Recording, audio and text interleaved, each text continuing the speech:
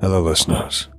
If you're hearing this, then you are on the edge of a new era of the threshold of evil. This entry will be the last of its current canonical storyline. From this point forward, the entirety of this series will be rebooted from the ground up. James Caligo is hard at work in his craft, and is grateful for both myself as well as all of you listeners for allowing his creation to live and thrive for this long. He is creating a higher quality series for the near future, one that I will have no doubt you will all enjoy. And of course, I will happily oblige with narrating this reboot. Thank you all for your time and understanding, and thank you, James Caligo, for everything. We are both excited to see you all in the new age of the threshold of evil. Now, without further ado, let's delve into the dark together.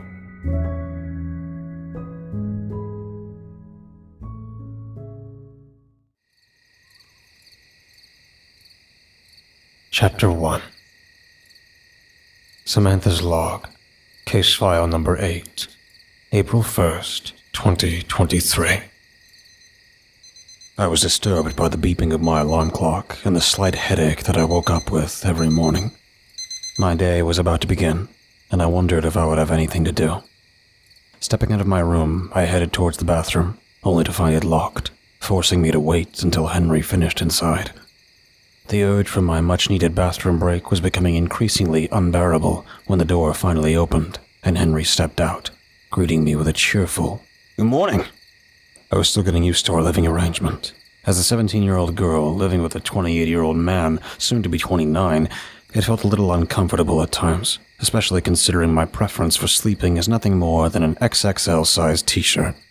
Despite the age difference, Henry was a far better person than my biological father ever was, and I appreciated having him as my closest friend, but I don't see him as a true father figure. I realized I wouldn't have time to make breakfast as I heard a few knocks at the door. A voice called out, "Job offer," from the messenger outside. I had never seen this messenger before. They always managed to disappear before I could catch a glimpse. Even Kushim had mentioned never seeing them. Henry opened the door, revealing a letter lying on the welcome mat. He picked it up and began to read. It turned out to be an urgent request straight from Mr. Ensley himself. "Henry, I had a team investigating a ghost town in Bradshire, Vermont. The entire team is missing in action. I need you to gather all unit members, investigate, and recover the missing team. Upon locating the team, you will receive $4,000, with an additional $5,000 if you complete the mission, with or without them. The coordinates have been sent to your phone." I always wondered why Mr. Ensley insisted on delivering important information through letters. For someone who claims to rule the earth, he certainly clung to old-fashioned methods as if he were trying to hide something. Henry sighed and said, "Bonehead's gonna love hearing about this." He grumbled and went outside to blow on the old oxen horn that Kushim said would signal him to come over. Once we were all together, we needed to pack up for a long trip to New England. I couldn't help but feel excited. I had always wanted to live there or at least go to college in that area. It sounded like a university dream. Kushim arrived, took one of those blue vials, and the glow of his light intensified. Although he seemed unhappy about embarking on a rescue mission, he bluntly stated, "I'm not a humanitarian. I don't care what happens to any of you." Henry shut the door of his new Hummer, courtesy and slightly a reimbursement from Mr. Ensley after the Jeep got trashed, and he retorted, Yeah, Mr. Tsundere, how about you put your personal feelings aside and focus on the fact that we work for someone who can literally kill you in one shot." Kushim glanced at me and asked, "What's a tsundere?" I replied, "I'll have to introduce you to anime." We made our way to a nearby airfield, where a large cargo plane was waiting for us. Kushim crossed his arms and appeared reluctant. Sensing his hesitation, I tugged on his cloak and asked, "You coming?" He looked down at me, his glowing eyes flickering. "I don't like flying." "Neither do I replied, understanding his fears. With our shared dislike for being high up in the air, I held onto his hand, and together we walked towards the ramp where Henry was patiently waiting. Curious about our hand-holding, Henry raised an eyebrow and asked, "What's with the hand-holding?" Kushim squeezed my hand a little tighter, clearly unwilling to admit his fear of flying to Henry. I quickly chimed in. "I'm scared of flying. He makes me feel safe." Henry shrugged, accepting the explanation, and we boarded the plane, embarking on our journey to Vermont. However, Henry requested a quick stop to Illinois, as he intended to recruit a recent addition to our group. The cargo plane soared through the sky, and as we settled into our seats, I couldn't help but feel a mix of excitement and nervousness about the adventures that awaited us in Bradshire, Vermont. All the while, Kushim kept clutching to the floor, making it harder to hide his anxiety. Henry instructed us to remain on the plane, emphasizing that there was no need for all of us to accompany him. I found myself sitting on the floor of the cargo hold, contemplating the situation. Across from me, Kushim leaned against the wall with his arms crossed, his usual aloof demeanor. Curiosity got the better of me, and I decided to strike up a conversation with Kushim. "Hey, Kush," I began, hoping to break through his usual indifference. "We haven't really had a chance to talk about ourselves. Is there anything you'd like to know about me?" Kushim turned his skull-like head slowly towards me, and curtly replied, "No." I sighed, disappointed by his response. "Well, can I at least learn something about you? Why do you go out of your way to act like you don't care about Henry or me?" His defensive posture intensified as he sat up, clearly uncomfortable with the topic. "I don't," he retorted sharply. "Liar," I said, convinced that he wasn't entirely truthful. Over time, I had noticed a telltale sign whenever Kushim lied, the unmistakable glow in his eyes. When he answered a question truthfully, the light in his eyes remained constant. However, on the rare occasions when we caught him in a lie, his eyes would emit an unusual brightness. Realizing that I had caught him, Kushim doubled down. He crossed his arms again and avoided meeting my gaze. "I don't like you. I hate all humans." "All humans?" I questioned, surprised by the extent of his animosity. "Yes," he affirmed. Reflecting on my experiences with Kushim, I couldn't help but acknowledge his poor skills as a liar. His eyes always betrayed him. Given this insight, I probed further, curious about his motives. "Okay, but then why are you helping us with the other Primordials?" Kushim remained defensive, refusing to make eye contact. "Mutual assistance. I lost my home back in Auburndale, and I don't want to be subject to the authority of a low-ranking Primordial." His explanation seemed reasonable, and our conversation lapsed into silence. Shortly thereafter, Henry returns to the cargo hold, accompanied by Tabitha. With the four of us heading to Vermont, our prospects of locating the missing team improved significantly.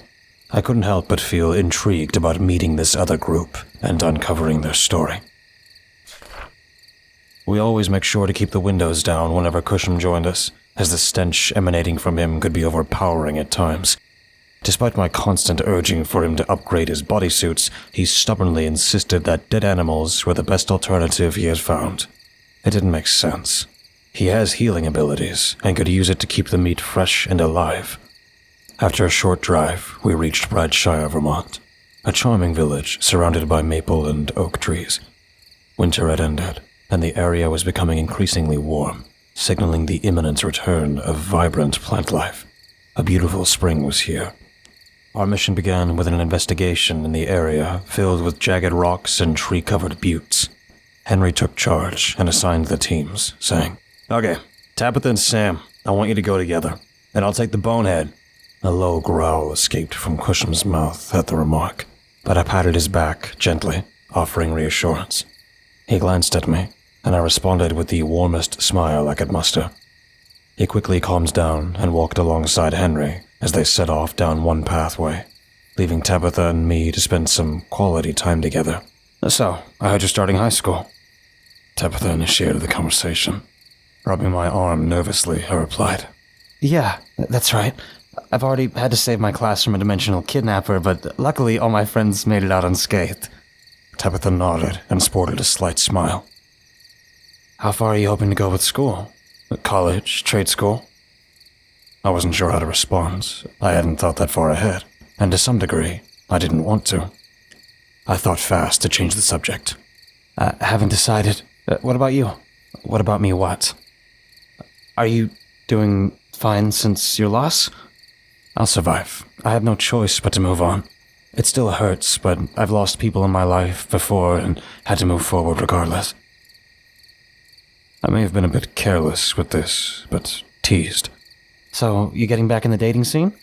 In retrospect, that's probably the worst thing to ask someone after the death of their loved one, but sometimes we don't think things through. She swiftly tucked her arms behind her back and walked away. I'm good right now. No need to search. I somewhat agreed. I secretly would like a new chance at a relationship, but who could I possibly open up to? I got betrayed once by a boy I liked. I'm not sure I want to do that again when it hits the fan. We spent several more hours exploring the hilly region together, searching high and low. Despite the mission at hand, it was refreshing to be outdoors and witness the beauty of New England. Tabitha and I engaged in typical girl talk, but our conversation was abruptly interrupted by screams and the distinctive call of an elk. Reacting swiftly, we raced toward the commotion, realizing that someone had encountered Kushim. As we hurried, we stumbled upon an open prairie field. There, I saw Henry struggling to restrain a frantic blonde woman who was desperately trying to escape. Kill it! Kill it! She shrieked in terror. Henry attempted to calm her down, reminding her that Mr. Ensley sent us. Her panic subsided momentarily, but every time she caught sight of Kushim, her agitation resurfaced. Acting swiftly, Tabitha pulled out a stun gun and shocked the lady, causing her to twist and collapse to the ground. Though shaken, she remained conscious and unharmed. Ma'am, please, try to calm down, Henry urged, trying to reassure her. When she noticed the 3 unarmed humans standing beside Kushim, she began to regain some composure, although she was still upset about being shocked. We helped her to a large boulder where she recovered. Through sobs, she introduced herself as Roxanne, explaining that she and her boyfriend were associates of Mr. Ensley. Henry inquired about her boyfriend's whereabouts, causing her to momentarily lose her breath, her tears intensifying. I had a sinking feeling that I knew what she was about to reveal. Through her tears, Roxanne informed us that her boyfriend had been killed in the encounter with the Primordial they were pursuing. She had managed to escape. Kushim sniffed the air, remarking, Yes, it's somewhere nearby, and it's a formidable one. Henry pulled out his cell phone to contact our boss and relay the news of the fate of the investigation team he had sent. However, before Henry could inform him about anything, Kushim assumed a defensive stance, brandishing his large claymore. Get ready. It's about to attack. I thought it wise to engage in an open field with sunlight still bathing the surroundings, and armed with firearms, Henry's shotgun, Tabitha's 9mm, and my trusty AR-15. Fortunately, Tabitha never questioned how we obtained these weapons. I doubted she would see looting from deceased clandestine military groups as a justifiable reason. Roxanne's panic intensified, drawing our attention. She kept repeating, In the ground! We looked down and initially saw nothing amiss. However, upon closer inspection, I noticed strands of grass slithering by. Suddenly, a blood-curdling scream pierced the air, jolting us around. We formed a defensive circle around Roxanne, yet even within our protective barrier, she remained in peril. Strands of grass, chunks of wood, and other vegetation entwined her body, causing her to flail and contrast in grotesque, unnatural ways, a sight that sent shivers down my spine.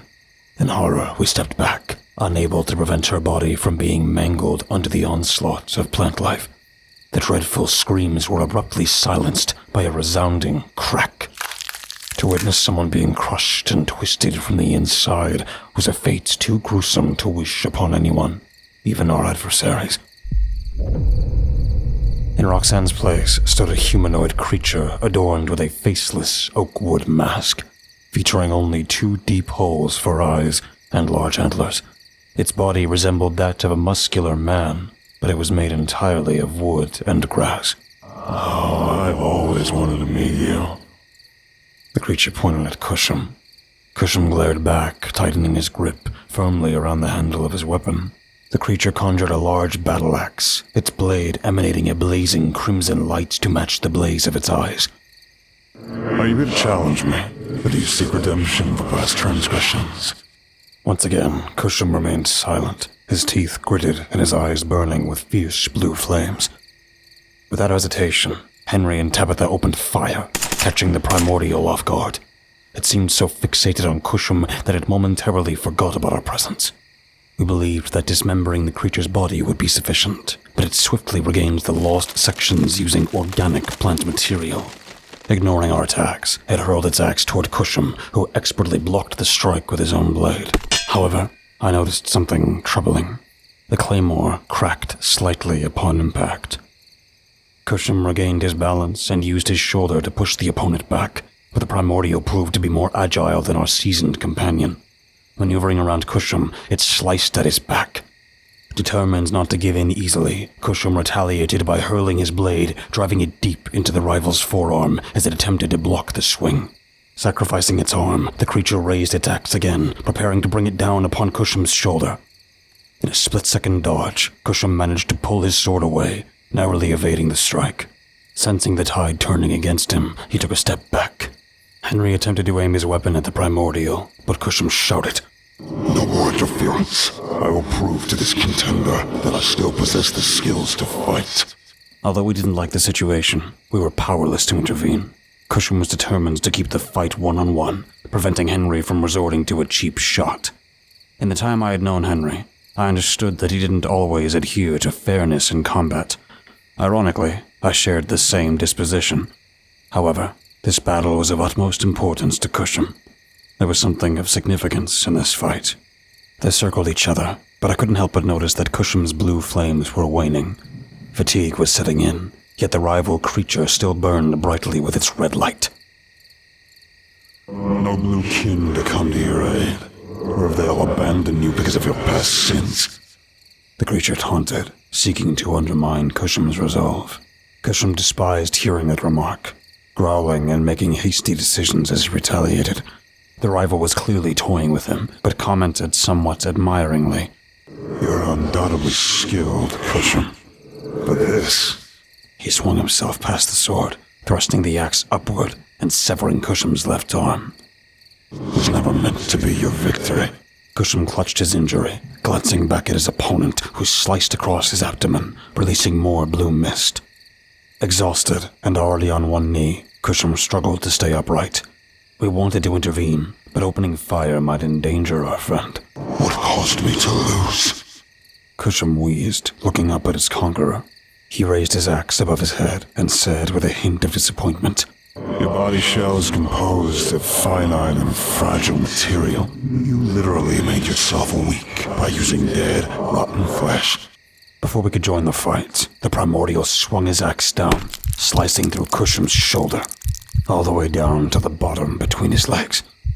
My heart stopped as the blue light vanished from his eye sockets, and his body went limp. Some of the blue mist attempted to escape, but the rival swiftly absorbed it. His red light began to suffocate the blue. I couldn't bear it. I began firing multiple shots at the creature, disrupting the absorption process. Some of the blue mist dissipated, but most of it was absorbed into our target. He chuckled. "That was a delightful meal. A little old, but good enough." Without Kushim's assistance, and with our adversary capable of using the surrounding vegetation to mend his body, we no longer had much of an advantage. Henry grabbed me by the shoulder and pushed me towards Tabitha, continuously firing at the creature. It emitted a piercing roar with each shot, but managed to break apart its body and retreat into the grass. His final words were, "Fools, I don't have time to deal with maggots when I have a war to win." Henry continued shooting at the ground, attempting to prevent the individual strands from escaping. I couldn't believe what had just happened. Kushim was dead. Tabitha appeared bewildered and screamed at Henry to stop firing, fearing that he might accidentally hit someone or himself. I can't believe he's gone. That was so stupid of him," he said bitterly. Tabitha remained silent, while Henry paced back and forth, constantly checking over his shoulder to ensure we wouldn't be attacked again. "We need to leave I said, as a chilly gust of wind made me shiver. I'm not leaving until I kill that thing, Henry asserted. How? Tabitha questioned, leaving Henry speechless, because it seemed he didn't know how to accomplish such a task. We had to accept that we had lost the powerhouse of our team, retreat to a nearby motel, and devise our next course of action. The creature refrained from attacking us again, and I couldn't discern the reasons behind its sudden change in behavior. It could be that it wanted us to suffer from the loss, or simply considered us inconveniences in the grand scheme of the Primordial War. Henry was devastated, because he understood the value of Kushim, our most effective weapon against the Primordials. Kushim possessed the knowledge and skills to fight them, making him the heavyweight in our group. He was adept at eliminating the light cells, which made his loss even more significant. However, I sensed there was more to it. We lost more than an ally. We lost a friend. Although Kushim never explicitly acknowledged us as friends, he chose to stay by our side, accompanying us on our journeys, taking on the same assignments, and silently enjoying our company. Moreover, I shared a personal bond with him.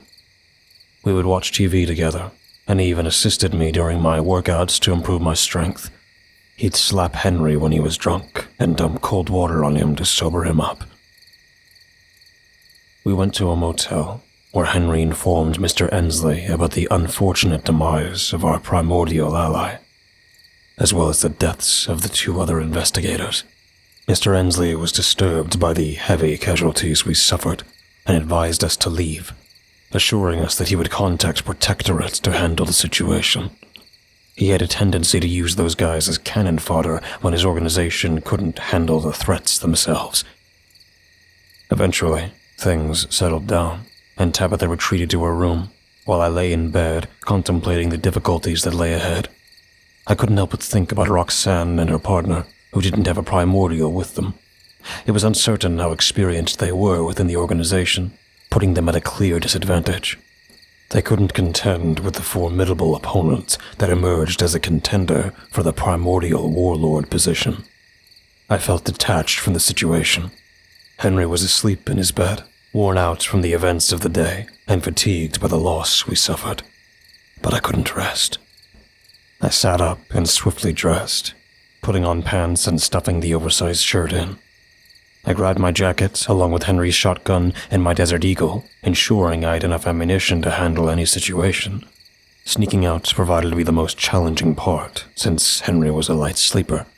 The slightest creak of the door would be too loud, so I opted to exit through the bathroom window. I refused to let Kushim's death be in vain, and I certainly didn't want someone else to finish what he started. Although Henry might have agreed to his personal vendetta, I couldn't risk him objecting. He tends to be overprotective and often forgets that I survived for months in a desolate city, enduring unimaginable hardships. Since I couldn't use the car, I donned a soldier's mindset and embarked on foot toward my destination. My state of mind wasn't at its best when I happened upon a bar. A man stumbled out into the parking lot and noticed me. He was evidently intoxicated to the point where the guns I carried didn't deter him from engaging in unwelcome advances. Hey, pretty girl, you looking lonely tonight? I'm 17, I replied, partially disregarding him. Surprisingly, this fact didn't dissuade him. He persisted, saying, Come on, I don't bite that hard, pretty girl. You looking mighty fine under this moonlight. His creepy and whiny voice alone was enough to repel any woman. I'm not interested. Please leave before I make you. His tone deepened, and he swayed back and forth as he followed me near the edge of the parking lot and onto the road leading to the forest. I don't appreciate the way you're treating me. Show a little respect. Feeling his hand grip my shoulder, I swiftly pulled away. This only further aggravated him, and he attempted to assert himself in an intimidating manner despite his average build. Why you walking past bars? Looking for attention? I tried to create more distance between us, but he persisted in closing the gap, hurling slurs that I refused to repeat. Yeah, whatever. Doesn't matter, 'cause At the end of the day, you're nothing more than a little whore. A deafening bang shattered the silence of the night. He stared at me with lifeless eyes as blood trickled down his forehead and nose before dripping onto the pavement. A large hole running from front to back marred his forehead, and I lowered my gun. His lifeless body slumped to the ground, and without a second thought, I turned around. There was no time to waste. When I reached the woods, I braced myself for the fight of my life, or just another Wednesday in Warmire. I scanned the surroundings, calling out for the rival to reveal himself. Insults spewed from my lips, labeling him a coward, a freak, and a weakling. Growing increasingly agitated, I clenched my teeth, grateful that I had chosen an open field as the battleground. Taking on this challenge in the dense forest would have been even worse. Where is he? I muttered, my words swallowed by the silence. Suddenly, the stillness was shattered by the sound of rocks shifting, and the only source of illumination came from the full moon on this cold, clear night. A red light emanated from a chest covered in vines, gradually forming the rest of the rival's body. Back to die so soon. And here I thought you were the coward. The rival taunted. I've come alone to kill you, I declared with determination. Really? Because it seems like your two other companions have joined you out here. He replied, his tone mocking.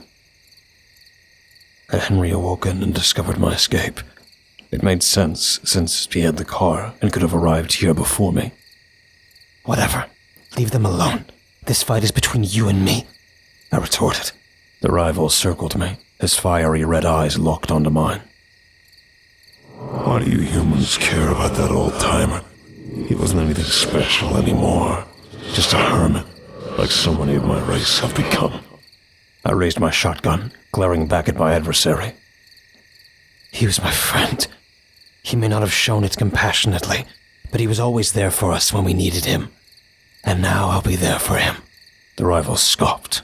You humans squandered your chance to escape. Once I'm done toying with you, I'll capture your dad and mom. His choice of words wasn't exactly accurate, but that didn't matter. A few seconds elapsed, and I seized the opportunity, taking the first shot. Though the creature was not impervious to a hail of bullets, it regenerated quickly enough. I fired a few more, but when I ran out of ammunition, like a true gamer, it was faster to switch to my sidearm. Stepping back, I switched to my Desert Eagle and fired off several rounds. They proved less effective than I had hoped, revealing why Henry favored shotguns against these creatures. I sprinted away, maintaining my aim on the creature to slow its pursuit, reloading my shotgun in the process. Finally, I discharged another round, tearing a gaping hole through its abdomen. Some of the red light seeped out, clearly displeasing the rival. Don't get cocky. He charged, ready to impale me with his antlers. Reacting swiftly, I leapt to my left and rolled, simultaneously reloading the barrel. Another shot rang out, tearing open a portion of his back, releasing more red light. Humans and their guns. Why can't you fight with honor? He sneered. Get with the times, I growled in response. My species can live well over 1 billion upon billions of years. Time is something we have in abundance. His battle axe emerged from the ground and hovered beside him. Gripping it tightly, he leapt toward me, swinging it with remarkable speed.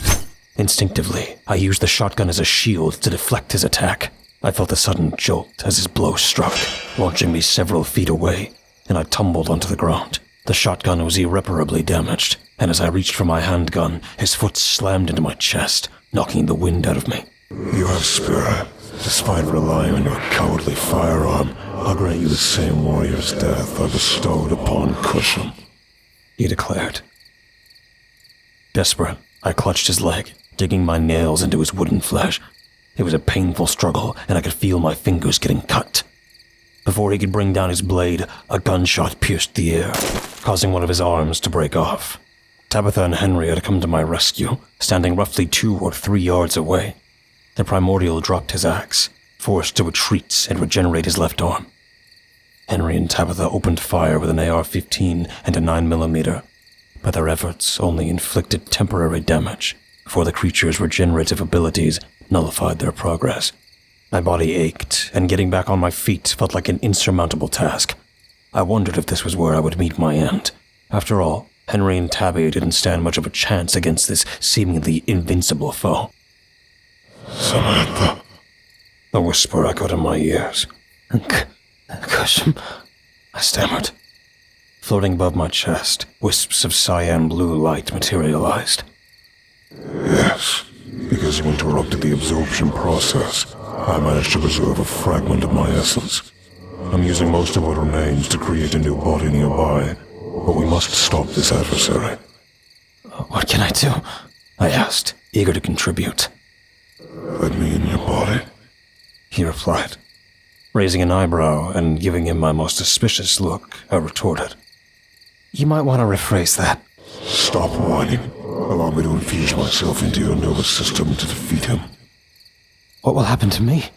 You may or may not die as a result, depending on how strong your will to survive is.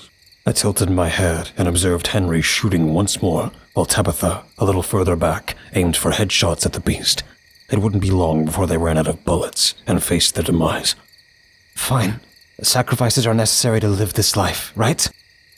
I lay back and felt Kushim seeping into my pores. A fierce jolt coursed through my nervous system, traveling up my spine and into my brain, where things became difficult to describe. My body seized up, and slowly a blue aura enveloped me. I felt my wounds healing, and my muscles tightening as if they were being utilized to their fullest potential.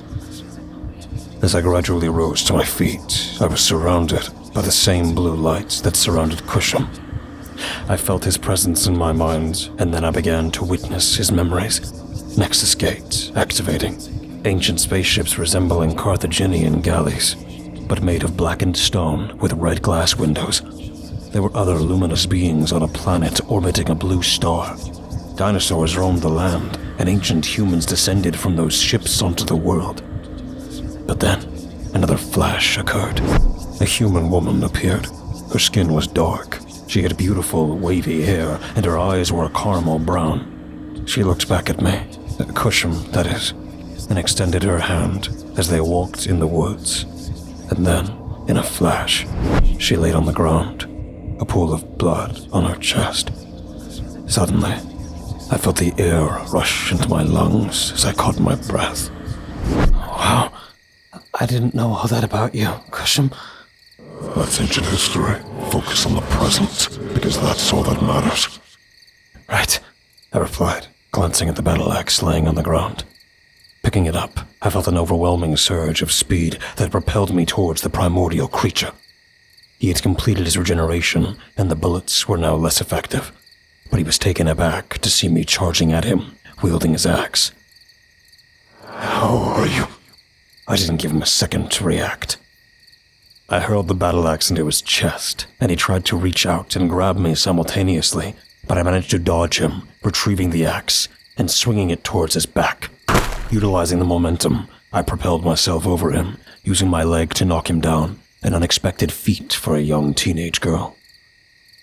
Henry and Tabitha were astounded by what they witnessed. I twirled the axe to the other side of my body and slashed it downward across his legs, rendering him vulnerable. Then, I brought the axe down into his back, precisely wedging it in to tear open his entire torso, revealing the glowing red core within. My hand instinctively gripped it without hesitation, and strands of blue light emanated from my arm, entwining and strangling the red core. Wait, I'm a contender for the title of Warlord. If you kill me, the other two will not rest until they defeat you. Good. Let this send the message. I and Kushim's voice echoed in unison. Clutching tightly, I removed the core, and the light was absorbed into Kushim.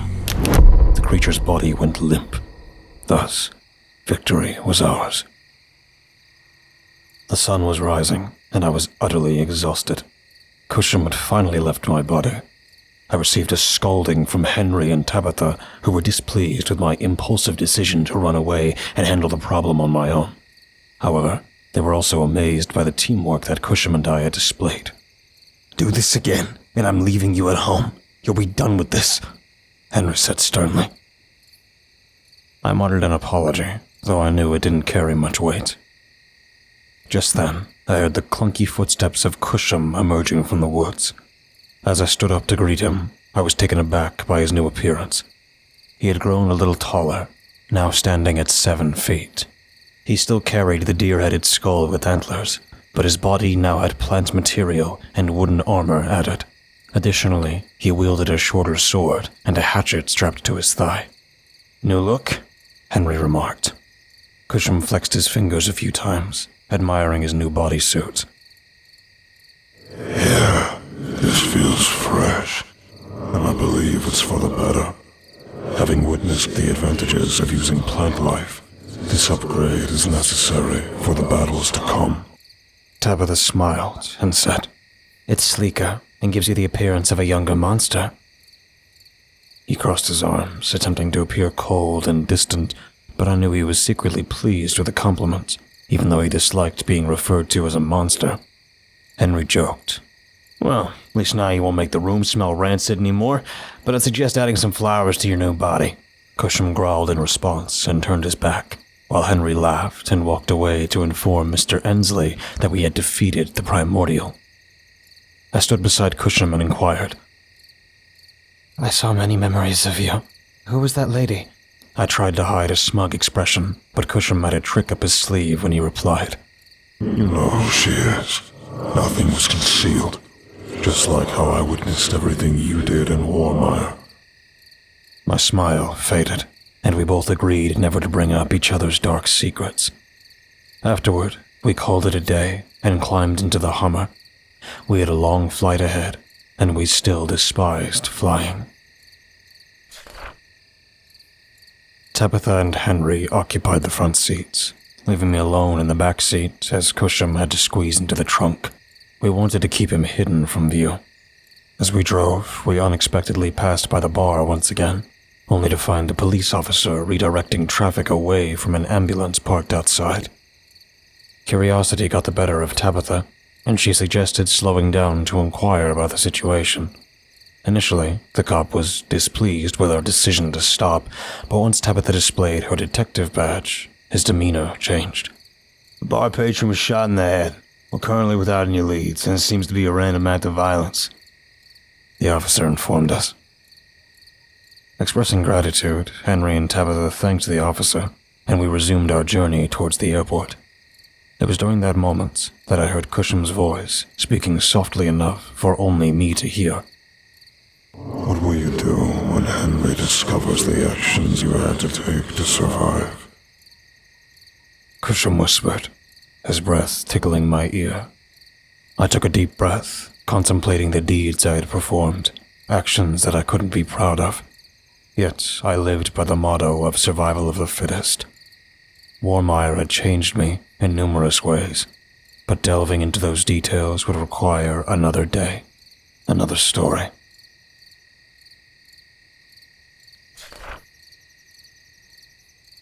Chapter 2. Henry's Log, Case File Number 9, April 2nd, 2023.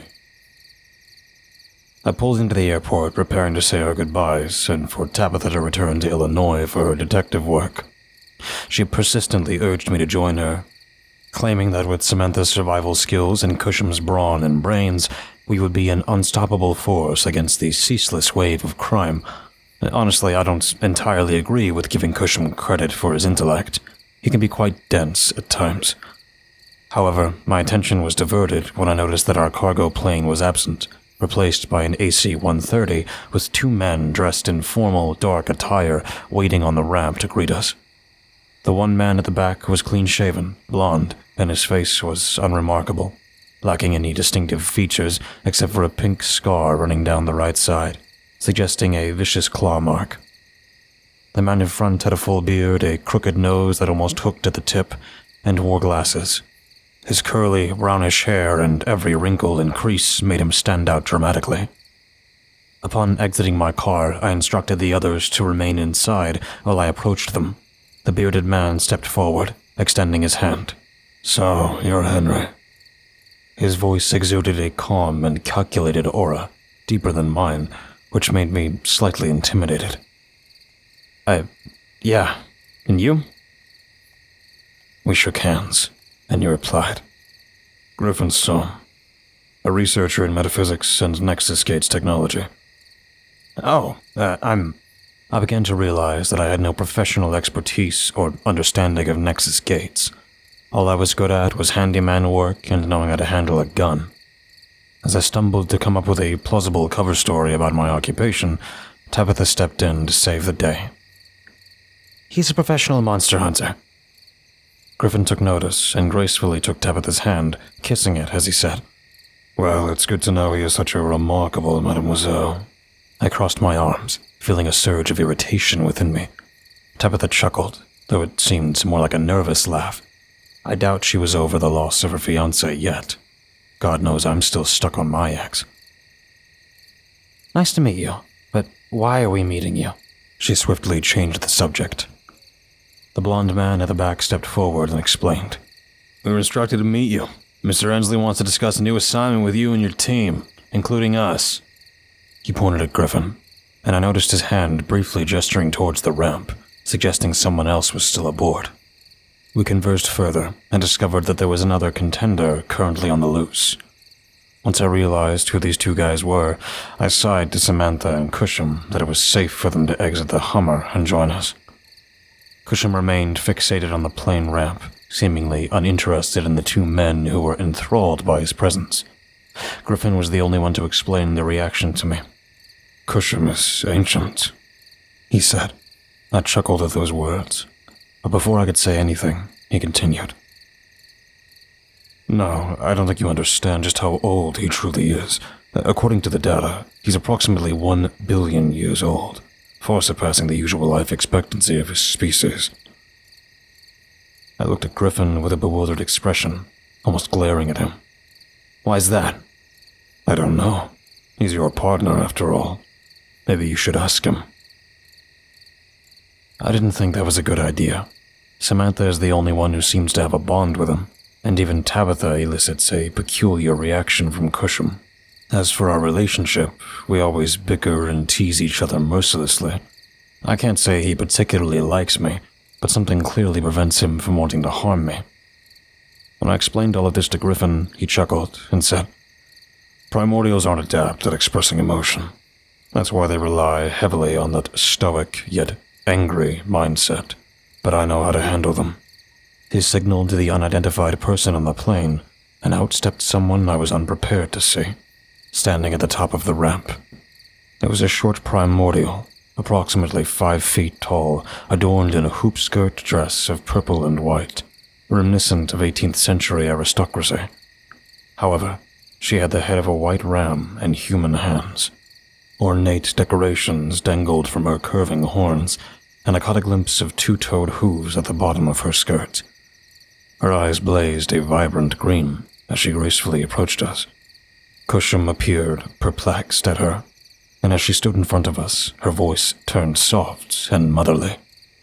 "Greetings. We could discuss further, but we must confront the next contender for the warlord of this planet." Griffin snapped his fingers as if he had just remembered something. "Rightio, let's go." We were guided onto the plane and gathered in a compartment where a monitor displayed Mr. Ensley, our employer. "Oh good, so everyone's here. I had to make a last-minute change of plans for you, Henry. The situation arose shortly after you dealt with that first primordial." Samantha grumbled, her tone expressing annoyance. "I have school, and I'm currently trying to navigate my friendships. It's really tough for a new student in their senior year to get everything in order, you know?" Ensley raised an eyebrow and then smiled. "Alphas, quite amusing. Although is that even the correct term to use, considering how much time you spend with your little fleshy friend?" We glanced at Kushim before returning our attention to the screen.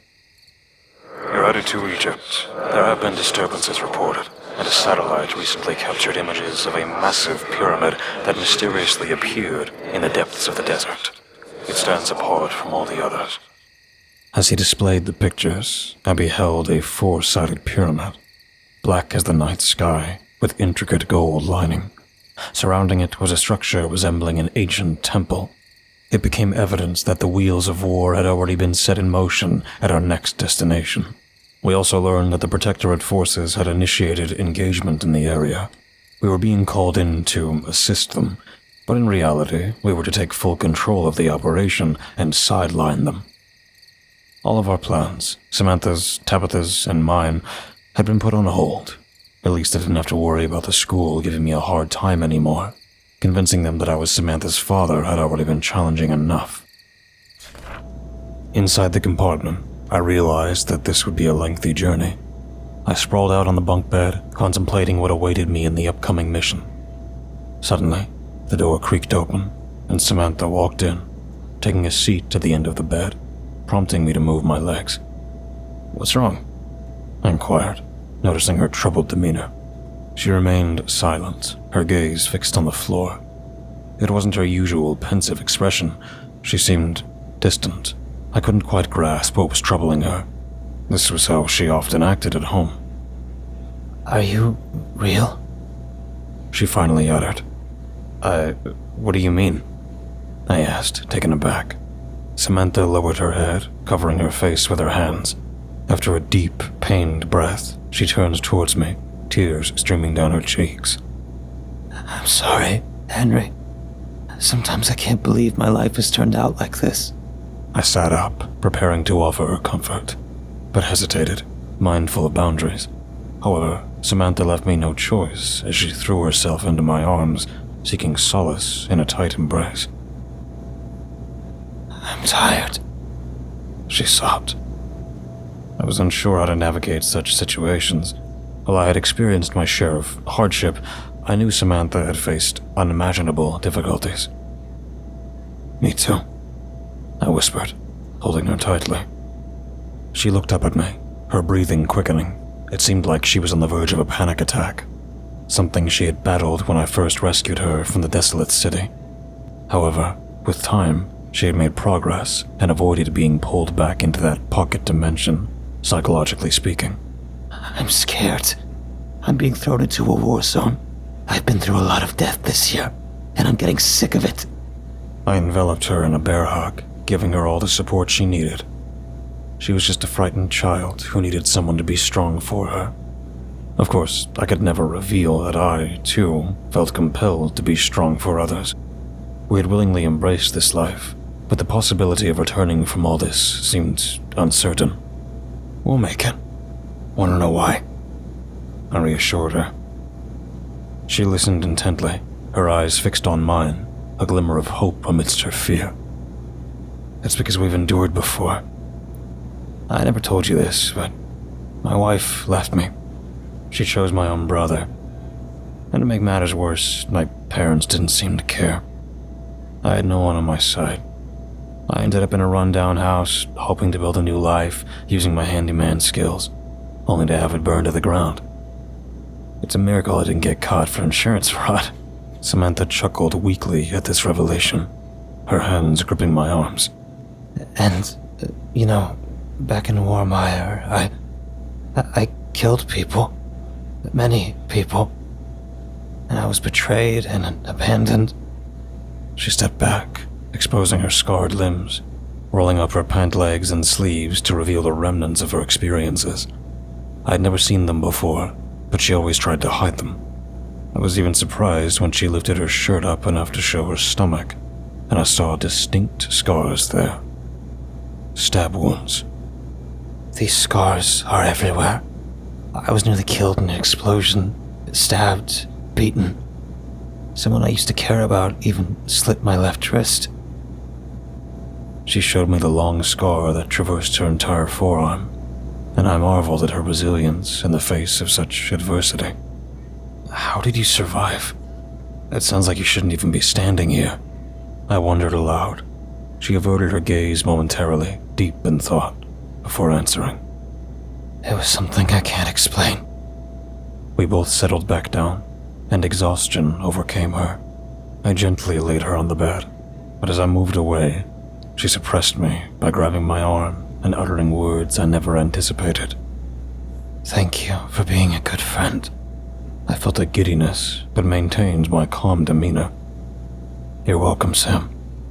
She leaned back, resting her head on the pillow. I smiled and exited the compartment.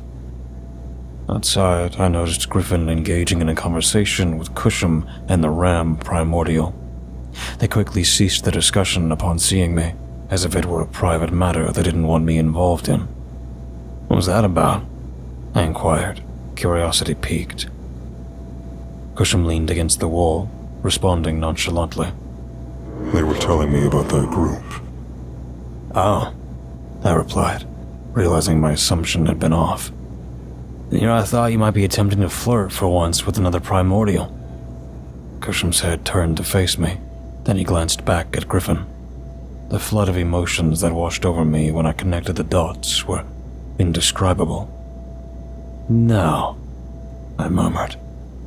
It's true, Griffin confirmed. But a human and a Primordial? I voiced my disbelief. Kushim crossed his arms, appearing slightly offended by my doubt. Believe it or not, despite our species' long history of brutal warfare spanning billions of years, there have been exceptions to that rule.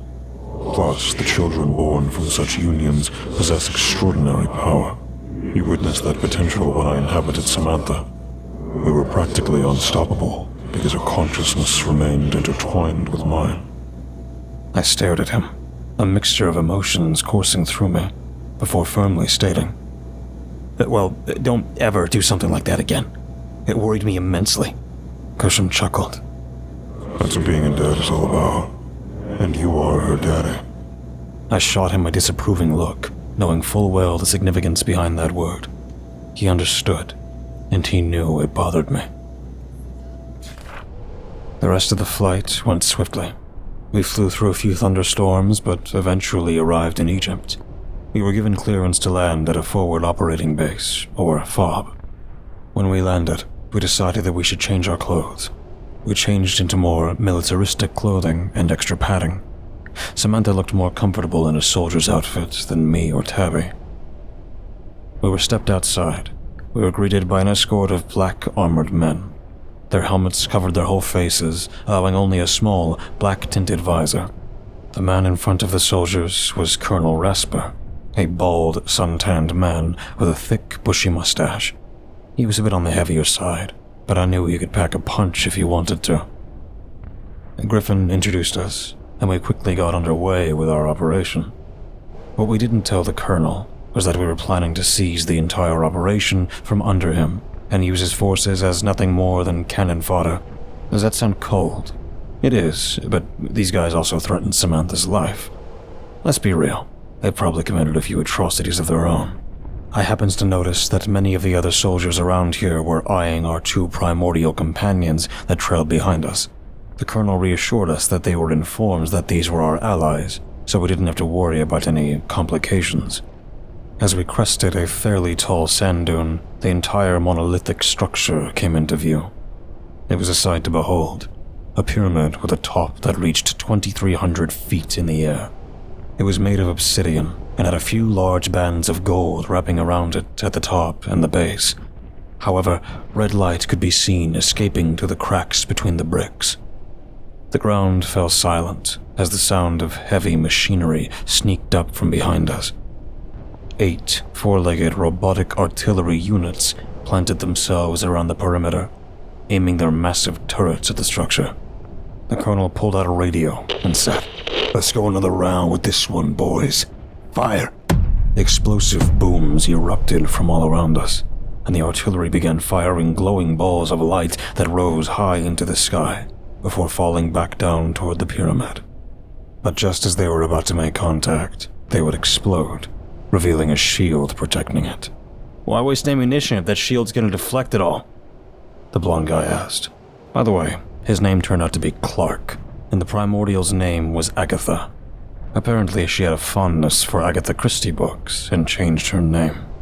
The Colonel toured towards us and said, "Just to draw that crocodile-headed beast and have you guys deal with him." Croc? What color were this crocodile's eyes? I asked, concerned because I had been doing some research thanks to Mr. Ensley getting me a book on the color variations of primordials. Green, blue, and red were common and typically not too dangerous for Mr. Ensley. but even he mentioned that a yellow or purple variant might prove to be too much for him to handle. According to Protectorate threat assessments, they are considered Goliath-level threats. I was worried because green, blue, and red are common in North and South America. Africa, Europe, and Asia seem to have the other two. And there are other colors beyond them, but apparently they're not native to Earth. I believe they were blue, like a cyan color, similar to your friends over there. A wash of relief reigned over me. At least this was something Kushim and Agatha could handle, and something we could kill. But that's when the ground began to rumble. The entrance to the sandstone structure shook violently and even started to crumble in a few areas. Out stepped an outrageously tall monstrosity. His head was a crocodile's head. His massive hands could grab a human, but instead, he held an Egyptian sword made of bluish-black material. He wore traditional Egyptian battle armor like those of the ancients, and he had the same glowing blue eyes as Kushim. I looked over at Kushim and saw that he was a little nervous, not because of the color variation, but because this thing was 20 feet tall. I just got this new and improved body, only for it to probably get torn to shreds again. I nudged his side and tried to maintain a smile. You can have some of his parts after we're done. I'm sure you'd like something. We were a few hundred yards away from this thing, so it was an absolute shock when it vanished into thin air. And suddenly all the soldiers began running around like chickens with their heads cut off. And then I found out why. It reappeared as if through teleportation and slashed at one of the artillery cannons, causing it to buckle over and fire at the ground, resulting in a massive explosion. Black Hawk helicopters flew overhead, firing flamethrowers and machine guns. All around us, explosions of flames and ballistic weaponry immediately tried to destroy this creature. Kushim and Agatha quickly ran to the sides, Kushim with his sword and hatchet ready, Agatha pulling out her weapon of choice, a crossbow with arrows made of transparent white energy construct. She began rapid firing at the creature, and each time the arrows struck, they would leave a small explosion in their wake. This creature didn't have the means to heal fast. Unlike Kushim, who could use his environment to repair his body, this creature needed organic material. Although, now that I think about it, Kushim is in a pretty bad position too, because we're surrounded by sand. Kushim would slash at the legs while Agatha kept it busy with shots to the chest and head. When I looked over at our two scientist friends, I saw that they had abandoned us. Griffin was the only one lagging behind, saying to us, "This is your expertise, not mine." I held my tactical shotgun and took aim at the target, firing a shot that sent a spray of bullets into his face. I must have gotten a good hit, because he began swinging his sword erratically, kicking around until he managed to send Kushim flying across the desert with just one hit from his foot. Agatha quickly retreated and went to recover Kushim, leaving us to deal with the monster. I'm not in the mood right now. As a contender for the title of Warlord, I have to acquire more energy, he said with a growl. Tabitha used her sniper rifle to fire a few shots, and Samantha, ducked behind some crates, was holding the AR, not letting up on this guy, but our weapons were almost nothing compared to Agatha's. Tabitha saw what he was about to do. He turned around, getting ready to teleport again. She ran towards him, and I kid you not, she jumped up onto his legs and vanished with him. "Tabby!" I shouted. When Kushim and Agatha returned, I had to explain to them what had happened. Agatha seemed bothered only a little, but Kushim was a different story. He and I were incredibly worried. He didn't show it as much, but I knew he wanted to go inside that pyramid to get her. I can't authorize any of you to go in there. This is a military operation, and we're not sending in a recon team to rescue some lady who wanted to be a daredevil." The colonel came walking up from behind. I sneered at his remark, only growing to hate these guys even more. But then, Griffin and Clark came back over and started a conversation about when the next fight with the creature would begin. And then I saw Griffin waving his hand from behind the colonel, giving us the message. "Well, you guys know what to do," I said to Kushim and Sam. Our little excursion was going to be an infiltration into the pyramid, find out where they're located, save Tabitha, and kill that contender. We moved covertly towards the entrance, finding it odd how the front door was left wide open for us. Samantha stood between Kushim and me while Agatha guarded our rear. As we entered, the heat, dust, and sand stayed outside, so it was a little relieving to be inside the shady building.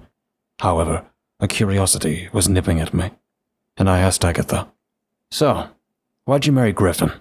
She widened her eyes and replied, Is that relevant right now? "I mean, how exactly do you—" I started to ask, but before I could finish, Kushim smacked me over the head and snarled, You're not in a relationship with either of them, so don't ask those questions. My God, he's getting more offended than the ramhead. Samantha hung back, and the two girls began talking. I strained to listen, and then I heard Samantha murmur, Oh, that's relieving? I glared, desperately needing the information, because this situation was already weird enough.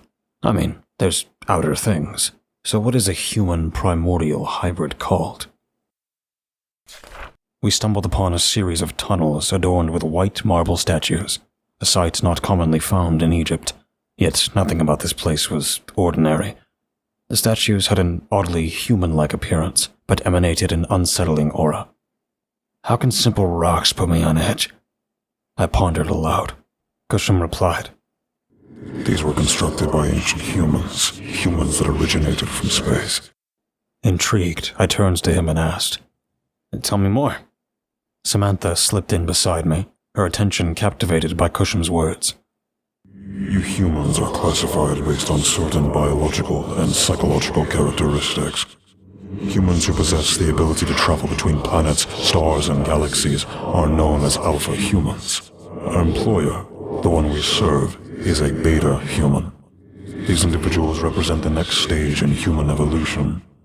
Of course, some societies of alpha humans may deviate from this specific path due to the environment of the planet, making them weaker than others.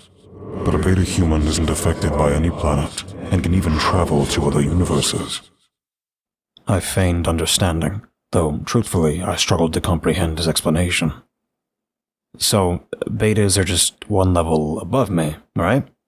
I asked. Kushim growled slightly, displaying signs of irritation. Yes, but there's always a chance that your species will deviate. Cybernetics, hive minds, humans are disgustingly flexible at change. But Griffin, Sam, and you are going down Ascension, the state of being pathway. Samantha interjected. Do primordials undergo similar stages of development? No. Kushim replied. Our species can only progress through technological advancements. There are no alphas, betas, or omegas among us. We are a stagnant race, compensated by our inherently gifted biology. I think it has to do with the stars that we came from. Gifted? I questioned, more out of curiosity than anything else. Kushim chuckled. My race originated in a star-filled universe. Planets were rare, and the universe was insanely hot. We're uncertain about our own creation, but we believe that a divine being came to our universe and designed us to withstand such harsh conditions, and that our star was capable of molding a unique form of life. Like humans, we underwent cycles of technological advancement. The technology cycles, as we call them, which I believe goes on forever. I vaguely remembered Kushim discussing this with Samantha before. Unfortunately, I had been preoccupied with mortgage matters at the time. How I wished I had paid closer attention. In the end, we developed technology capable of surpassing the barriers surrounding universes. A sort of icosahedron-shaped shell extending trillions of light years from the core of any given universe. We are unsure of their purpose, but it is believed that they prevent universes from expanding too extensively. Legends, however, suggest that a few universes managed to breach these barriers and are now engulfing neighboring universes. A hyperverse, so to speak. As we turned a corner, convinced that we were on the right path, Agatha walked past me and positioned herself next to Kushim, her gaze fixated on him, resembling the admiration a daughter holds for her father. You lived for so long, Kushim, she remarked. I know why you're old. Agatha's gaze fixed on Kushim. He averted his eyes, displaying an unusual timidity that I'd never seen before, except for that one time when Mr. Ensley snapped off his arm. You've absorbed so many lives. The pain must be unbearable. Agatha continued. Intrigued, I leaned in, giving Kushim an inquisitive look. What does she mean by that? Kushim sighed and began to explain. You've seen me. When a primordial defeats another, we absorb their essence. It doesn't grant us a significant power boost, but it helps to prolong our lives. Unfortunately, the process is excruciating, because they aren't technically dead. They continue to burn within me. Burn? I asked, my panic rising. I used to be a warrior. I slaughtered dozens of other species, millions of humans, and engaged in a brutal form of combat known as... Well, it's a word in my native language that you wouldn't understand. Let's just call it gladiatorial combat. It was done for entertainment, but there was also the added benefit of gaining an extended lifespan. And I relish in the thrill of battle. So you killed members of your own race just to prolong your own life? I questioned, a mixture of shock and disbelief. We reproduce rapidly, so it didn't cause a significant decline in our population. In fact, it was encouraged. Unfortunately, few knew the truth about what transpires when one consistently emerges victorious. I claimed thousands, which has extended my lifespan to over 1 billion years now. The look on Kushim's face conveyed a profound sense of melancholy and regret. It was evidence that he was burdened by the weight of his past actions. Agatha interjected. Kushim is ancient history to someone like me. I am only a few thousand years old, relatively young by my species standards. We tend to live for about 5 million years, or 6 million if we lead healthy lives. But the pain he endures must be unimaginable, because the lives he has absorbed are in constant rebellion, causing his very essence to burn with relentless agony. Samantha moved closer to Kushim, wrapping her arms around his, and he swayed gently, finding solace in her embrace. I'm okay. I've grown accustomed to it. He reassured us. With our history lesson concluded, we finally entered the interior of the pyramid. What awaited us within the structure was a vast chamber dominated by a colossal statue, a heart of gigantic proportions, with misshapen eyeballs and hair meticulously carved into it. It sat atop a massive granite platform. The chamber itself was immense, and there was an ominous quality about it that gave me pause. It felt as though the very room itself posed a threat. So, you've come into my domain. Ready for round 2? The figure with the head of a crocodile taunted, positioned at the far left of the room, brandishing a sword in our direction. I raised my Benelli M4. Samantha held up her TTI TR-1 ultralight AR-15. Agatha aimed her large crossbow, and Kushim gripped his sword and hatchet. In other words, this primordial was about to experience an endless onslaught. Where's Tabitha? I shouted, my voice filled with anger. He sneered. That human. I almost disposed of her, but I realized she would make the perfect offering for the high colossus I'm summoning. He pointed towards the elevated platform, and at its edge, I caught a glimpse of Tabitha's arm dangling limply. She better be alive, I exclaimed, my gun aimed at him. Perhaps she is, perhaps not. He cackled maniacally, raising his sword towards the ceiling. However, the room began to tremble, and the ceiling started to crack slowly. But instead of collapsing upon us, something was emerging through the opening. It was a mass of red tentacles and crab claws, and at its center, a deep purple eye, almost like the glow of black light, gazed down upon us. In a surprisingly light and comical voice, it uttered words that caught us off guard. A splendid offering. I've been in need of a new wife. Both Samantha and I shouted in unison. Wife? Kushim rolled his arms back, stretching them, and declared, I challenge your offering for her hand. The slimy entity peered down at him, then turned its attention back to the crocodile-headed figure. Well, I do appreciate a good competition. I suppose I don't need a wife that desperately. Go ahead. Provide me with some entertainment. Safe to say, Tabitha was still alive. I highly doubted this eldritch entity would desire to marry a corpse, unless it happens to be one of those nasty types. Kushim instructed us. Retrieve her. Leave him to me. Agatha lifted Samantha and me into her arms and propelled us toward the platform where Tabitha lay, awaiting our rescue. We landed and noticed that Tabitha was draped in white linen cloth, which mostly concealed her more intimate parts. Henry, don't stare. Sam's voice echoed in my ear. I wanted to respond, but instead I rolled my eyes. I couldn't help but find Tabitha attractive, and being a single guy, the thought had crossed my mind. However, I wasn't sure if either of us was ready for anything like that. Sam happened to notice that Tabitha's sniper rifle was placed on top of her, reminiscing of how knights would be buried with their swords. As she reached out to grab it, the tentacle monster hanging above us interjected. This might be interesting. A tendril descended slowly, carrying a turquoise object that turned out to be a scope. Upon closer inspection, I realized it was meant for the gun. Looking back up at the tentacle monster, I asked, "Is this for the gun?" Sam inquired. Why are you helping us? He chuckled. That crocodile-headed Primordial has been attempting to seize my power to conquer your planet, but he keeps offering me women native to this region. I have a preference for Asians, to be honest. Both Samantha and I gave him a deadpan stare, while Agatha looked at us, attempting to diffuse the sudden awkwardness. Nevertheless, we woke Tabitha up, and as Samantha conversed with the Colossus, Tabby looked around, clearly confused. Hey, Henry.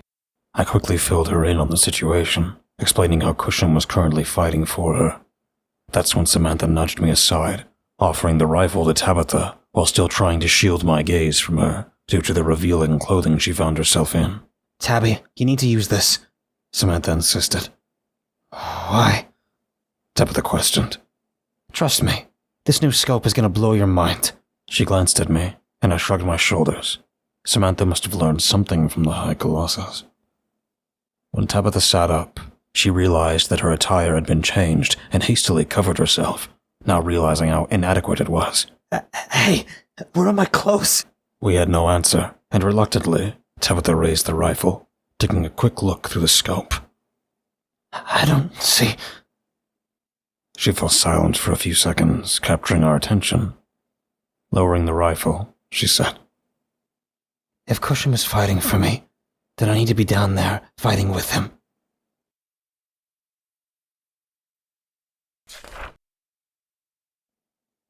Chapter 3. Tabitha's log. When I clung onto that leg, it felt as if I ceased to exist for a fleeting moment, only to find myself in a dark, arid, and undeniably lifeless chamber. What are you doing here? The crock-headed adversary turned around and noticed me. I might have acted a bit prematurely. I attempted to joke. He didn't seem amused by my comment and made an attempt to attack me. Reacting swiftly, I raised my sniper rifle just as he was about to grab hold of me and shot him directly through the left side of his head. He let out a piercing howl, and taking advantage of the distraction, I scurried away towards the nearest opening in the wall. There were numerous holes to choose from, but only a few were large enough for me to fit through. Upon finding a suitable hole, I could hear his thunderous footsteps approaching from behind. Without hesitation, I tossed my rifle inside the hole and followed suit, narrowly avoiding his claws as they crashed down behind me. Emerging on the other side, I found myself in a room adorned with statues representing various species. One was a swirling vortex of tentacles, eyes, and flesh. Another appeared to be a massive, gorilla-faced monster. Two more stood further down the line. The first was a plant-like being with a starfish head and 6 worm-like legs, with wings that stretched out in the back. The last one represented a regular human, except they wore black, spiked armor, with distinct paint filling in the cracks, emitting a red glow. My momentary sightseeing was abruptly interrupted by movements behind me. It wasn't the Primordial, but something else entirely. Emerging from a hole in the far corner were humanoid figures with rat-like faces. One after another, they crawled forward. First one, then another 3. Meanwhile, I noticed another group approaching from the front while I had my back turned, resulting in me being surrounded by the 5 of them. They conversed amongst themselves in what I believe now was ancient Egyptian, but their demeanor indicated that they had no intentions of aiding me. Given their proximity, my rifle was impractical, so I swiftly drew my Glock and began firing at the closest one. The action incited the other 5 to rush toward me. Reacting swiftly, I reached for my hunting knife just as one of them pounced on me. His jaws snapped near my ear, and I had to employ my legs and arms to keep him away from my face. Using the knife, I thrust it into his neck, prompting him to recoil in agony. Observing that I had incapacitated 2 of them, the remaining 4 realized the threat I posed. Raising my Glock again, I fired 3 more shots at them. 2 missing, but 1 found its mark, hitting one of them in the shoulder due to my brief bad aim. This only briefly deterred the 3 remaining adversaries, so I squeezed off a few more shots, this time with greater precision. The closest one staggered back, collapsing lifelessly onto the ground. And then I found myself out of bullets, requiring a reload. They were aware of it, and the last 2 began chasing after me. I sprinted down the corridor, passing numerous rooms, but they showed no signs of giving up. Their pink, malnourished bodies had deteriorated them into ravenous beasts, plagued by disease and severe inbreeding. Emerging into an open chamber, I noticed a peculiar heart-shaped statue in the center of the back wall. Standing tall 50 feet into the air was a large altar big enough to accommodate a human body. Finally, the 2 rat men caught up to me, and once again, I had to rely on my knife. I swung back and forth, desperately slashing until I managed to pierce through one of their chests. The wounded creature stumbled backwards, while the other hesitated. Seizing the opportunity, I swiftly lunged at him, driving my blade into his chest. The remaining rat man witnessed the fate of his comrade and turned his gaze towards me. Covered in the blood of these savages, I could see fear creeping into his eyes. He took slow steps backward, uncertainty on his face. Thinking it was all over, I watched as he entered the hallway, only to be forcefully slammed into the ground by a colossal hand. Well, actually quite tough, he remarked. You might serve as the perfect bargaining chip for the High Colossus. What are you doing here? I shouted. He approached slowly, dragging his sword across the floor, and as he stood before me, my knees weakened. I crave more power. The High Colossus will grant me the strength I seek to claim the title of warlord on this planet. I will rid this world of you humans and finally earn the recognition I have always deserved. The excitement in his voice made me question his maturity. Why is that so important to you? I asked. My father banished me here long ago. Thousands of years, to be precise. I will show him I can become the warlord of an entire planet. Okay, but do you really have to eradicate humanity to achieve that? I pleaded. He looked back at me, puzzled. Oh, I simply despise your kind. Most primordials do. But humans reproduce so rapidly that you won the colonization race for this world. I intend to reclaim it. Raising his thumb to his face, he smirked and continued. Or my name isn't Amit, the devourer of the dead. He erupted into maniacal laughter, and I realized I needed to escape quickly. He was like the embodiment of daddy issues among the primordials, evidently present in every race.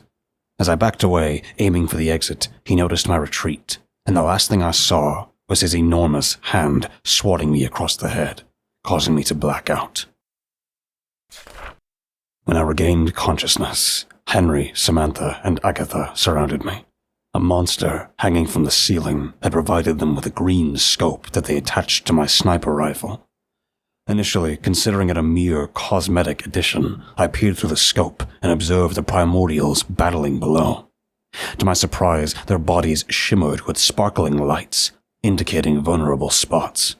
The room was filled with these weak points. Understanding what needed to be done, I ensured I had enough ammunition, positioning myself, and focused my breathing. Kushim made a slash, but it was blocked. He followed with a hatchet attack, only to be parried. Ahmet proved to be stronger than he appeared, with a massive, muscular build. Without warning, Ahmet vanished momentarily while Kushim swung at him. He reappeared behind Kushim and swiftly slashed his blade through Kushim's back. Unable to bear it any longer, I pulled the trigger, and one of my bullets struck a sparkling weak point on Ahmet's body. The area exploded into a burst of light, distracting him from the injury I had just inflicted. Meanwhile, Kushim had already risen to his feet. God, wait. Ahmet exclaimed. Kushim taunted. Feeling nervous about humans. Shut up! How could you side with humans against your own race? They're annoying, and they burned down my home. But the ones I've been traveling with have shown me kindness. Kushim replied. Kushim launched 4 more strikes, and as I shot Ahmet in the back at the same time, hitting another weak spot, he cried out in anger. Ahmet began teleporting around Kushim, attempting to disorient him. Unexpectedly, the crocodile-headed Primordial appeared above all of us, causing Agatha to hastily grab Samantha and Henry, leaving me isolated. Ahmet grinned menacingly, taking a swing at me, which I narrowly evaded. However, his attack still sent me tumbling off the edge. Looking up, I realized this might be the end. I closed my eyes, preparing to experience the impact of the fall. Suddenly, I felt 2 arms wrap around my body, and I was whisked away into a different direction. The abrupt movement caused whiplash, but the landing was much gentler. Kushim? I looked up and saw his face. I've got you. He reassured me, gently setting me down. Standing just inches apart, we exchanged a meaningful glance, silently acknowledging our shared commitment to each other's safety. We both held an unspoken respect, recognizing that this would be our second time fighting side by side. Ahmet crashed down on the opposite side of the arena, emitting a piercing roar, then charged toward us with his sword raised. Kushim glanced at me, and I nodded, offering reassurance. He said, Let's finish this. I hung back while he lunged forward, engaging in a clash of blades with our adversary. I took aim and fired, a bullet creating a large hole in Ahmet's upper shoulder, causing him to lose his grip on the sword. For a moment, Ahmet pinned Kushim down, but Kushim retaliated by headbutting him, creating some distance between them. Ahmet attempted to overpower Kushim, but their strengths were evenly matched, and they exchanged punches. Ahmet struck Kushim, sending him flying into the air, but Kushim rebounded off the ceiling, driving his fist into Ahmet's gut. Knowing what came next, because I had anticipated it, I rushed in from the side at close range, and in a split second, fired a shot into Ahmet's torso, hitting another weak spot. Kushim landed another kick. I followed with a shot to Ahmet's right leg, and despite his smaller stature, Kushim delivered a powerful blow to Ahmet's face. Kushim unleashed a relentless flurry of punches with a ferocity I had never witnessed before. Blood splattered everywhere with each strike. His snout drenched in crimson, Kushim became consumed by his frenzy. "Kushim, stop!" I shouted, but he refused to listen, unable to release his savage instincts. "Stop, or I'll shoot you!" This managed to halt him from further pummeling Ahmet's face, but his breath was still heavy. He turned around, and I noticed that the blue lights in his eye sockets blazed with intense fury. I carefully approached, raising both hands and discarding the rifle to the side. Agatha, Henry, and Samantha emerged from the opposite side of the chamber, their weapons still raised, but unsure if the situation had changed. Kushim let out a heavy exhale, stepping off Ahmet's chest and dusting off his breastplate. I'm sorry. Old habits die hard. Ahmet's hoarse breaths turned into tears as he pleaded. "Don't kill me. I surrender," Kushim replied. Our kind doesn't take prisoners, remember? "Please. I only sought power to earn my father's approval. You don't know what it's like to be looked down upon." Kushim paused for a brief moment before responding. I do. I wasn't exiled to this planet for no reason, after all. "I see. Well, I bet you're going after the last contender. But if you let me live, I'll help you." Uncertain of Kushim's reaction, we were suddenly interrupted as long spikes erupted from the floor, slicing through Ahmet's body. He let out a pained howl and gasped. "What is this?" Amit's light drained from him as the spikes penetrated his body, but with his last ounce of strength, he reached into his chest, tore out what I presumed to be his heart, and threw it in Kushim's hands. The crocodile-headed monster screamed, "Don't let me die in vain!" And his body went limp, reduced to an empty corpse. The spikes retracted into the ground, leading into a dark corridor where 3 glowing purple eyes were visible on the left side. Hastily, returning to my sniper rifle, I peered through the scope, but the figure had already vanished. As it turned out, the scope included night vision, but there was no one in the corridor anymore. We all felt angry towards the unknown assailant who had caught us off guard and eliminated a potential ally. "Well, that was unfortunate," Henry remarked. At that moment, a voice echoed through the room from the towering colossus above. "Well, that was very entertaining to watch. It's been ages since I witnessed a grand primordial battle. You creatures have become so passive over the millennia. But a deal is a deal. Even so, Tabitha." I looked up at the creature, sensing its peculiar interest in me. "I would have showered you with great riches and made our marriage quite enjoyable. You could have been with me for eons, but I suppose I'll keep searching. Maybe visit Japan again. Enjoy your new mate. Farewell." As the creatures retreated into the hole and sealed it shut with stone blocks, Henry questioned, "Wait, I thought high colossals were animalistic, but you seem quite intelligent." While the last stones were being put back into place, the creature glared at him with its eyes and said, "Well, that's just racist. Shame on you." And with that, it was cut off from us. It finally dawned on me what the creature had meant. "Wait, is it implying that I'm now engaged to Kushim?" Agatha clarified. "Well, not officially. Kushim fought for your hand in marriage, but you still need to go through the wedding ceremony for it to be binding." Well, Kushim, I don't know how to say this." "It's all right, Tabitha. I'm not going to marry you." "I understand. I'm probably not your type. You'd prefer another Primordial." An awkward tension filled the air as Kushim didn't exactly agree with my statement. "Wait, you're not attracted to your own kind?" Henry and Agatha gave him puzzled looks, while Samantha seemed unfazed. She interjected, "He saved your life and isn't seeking a mate. Let's leave it at that, shall we?" I smiled at everyone around me. These were some of the finest individuals I had encountered in a long time, and since Kushim had fought for my life, I felt compelled to repay him in some way. Approaching him, I gently cupped his skull in my hands and lowered him to my eye level, planting a gentle kiss on top. It was a gesture of appreciation towards this tsundere monster. He lifted himself back up, clearing his throat, and said, "We should continue. There's one more contender to face." We all agreed and set out to find the exit. In a light-hearted manner, Henry joked to me, "You might want to wash your mouth later."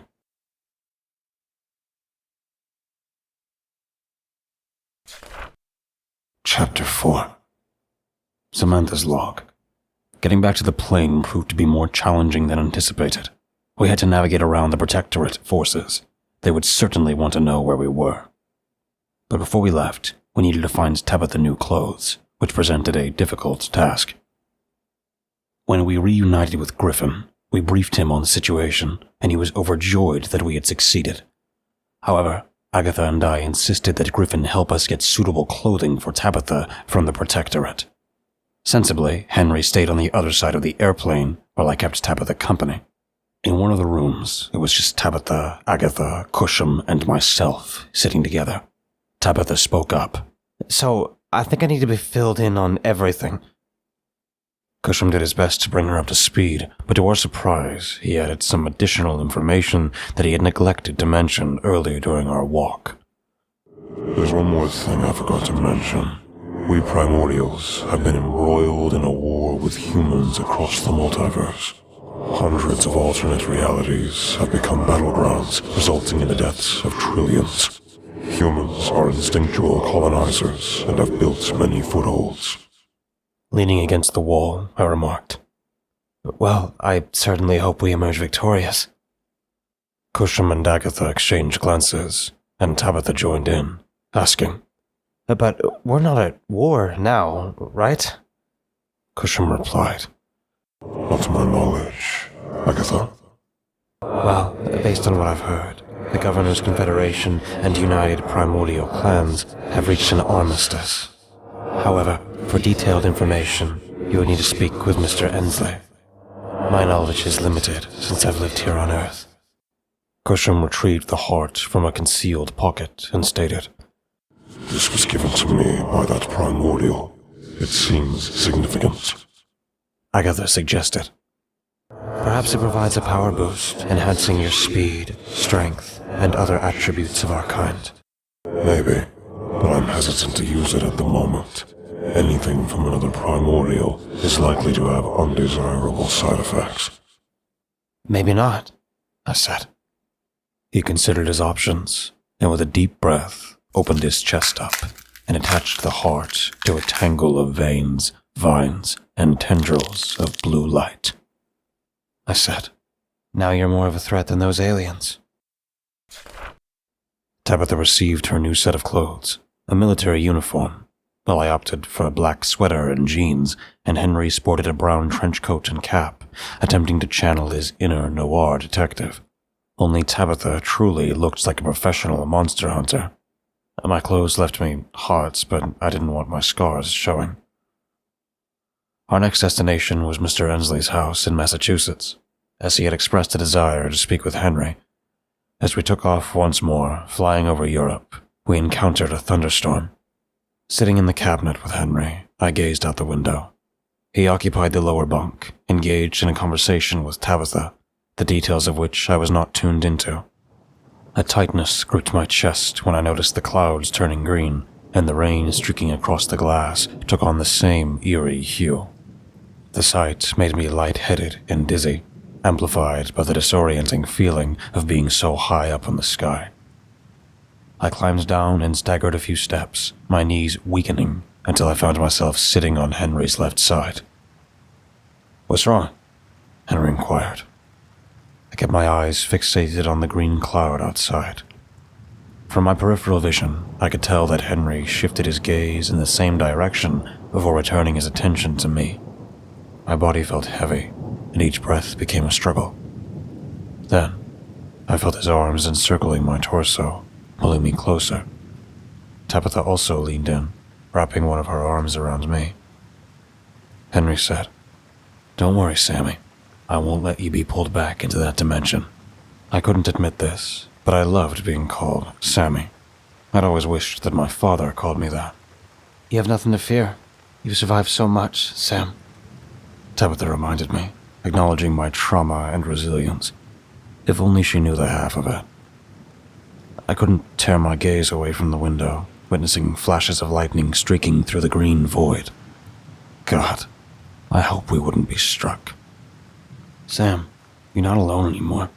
You have me, you have Kushim, and you have Tabitha. Don't you also have friends at school?" My breathing accelerated further. What they said was true. I couldn't deny it, yet the panic continued to grip me. I longed for the green color to dissipate, replaced once again by the serene blue of the sky. Henry and Tabitha held me tight, their warmth enveloping me, despite my heart pounding in my chest. Eventually, almost as if on cue, we emerged from the storm, and the green clouds vanished. Tabitha spoke in her gentle, soothing voice. There, we're out of it now." As I slowly regained control of my breathing, I looked back and forth between the two of them. I nestled myself against Henry's chest, seeking solace, before shifting and doing the same with Tabitha. I quickly retrieved a tissue from the desk to blow my nose. "Thanks, you guys," I expressed, gazing at the two of them. "Anytime you need me, just ask," Henry replied, a smile adorning his face. I glanced at both of them, feeling a sense of belonging I had never experienced with my previous family. People who genuinely cared. We had landed back in the United States and were loaded into black SUVs with tinted windows, We traveled for over an hour until we finally arrived at Mr. Ensley's estate, which could hardly be described as humble. It resembled a German castle, complete with 3 towers topped with cone roofs, and boasted well over 100 rooms. Half of them were above ground, while the other half comprised an extensive underground bunker that seemed to exist in another dimension altogether. Griffin led the way as we were escorted inside, with Agatha clinging to his right arm. It felt strange to see a human taller than a primordial. Primordials typically relish in their height advantage, but I assumed Agatha preferred being closer to my height. We entered our benefactor's office, where he had positioned his chair by a large arc-shaped window, gazing out at the expansive forest that surrounded the estate, like an indomitable army. I'm glad you made it. We need to talk. His gruff voice bloomed. Henry stood beside Griffin, displaying his usual lack of professionalism as he leaned forward, resting his hands on the edge of the desk. Sir, we've eliminated 2 of the contenders, which means there's only 1 left.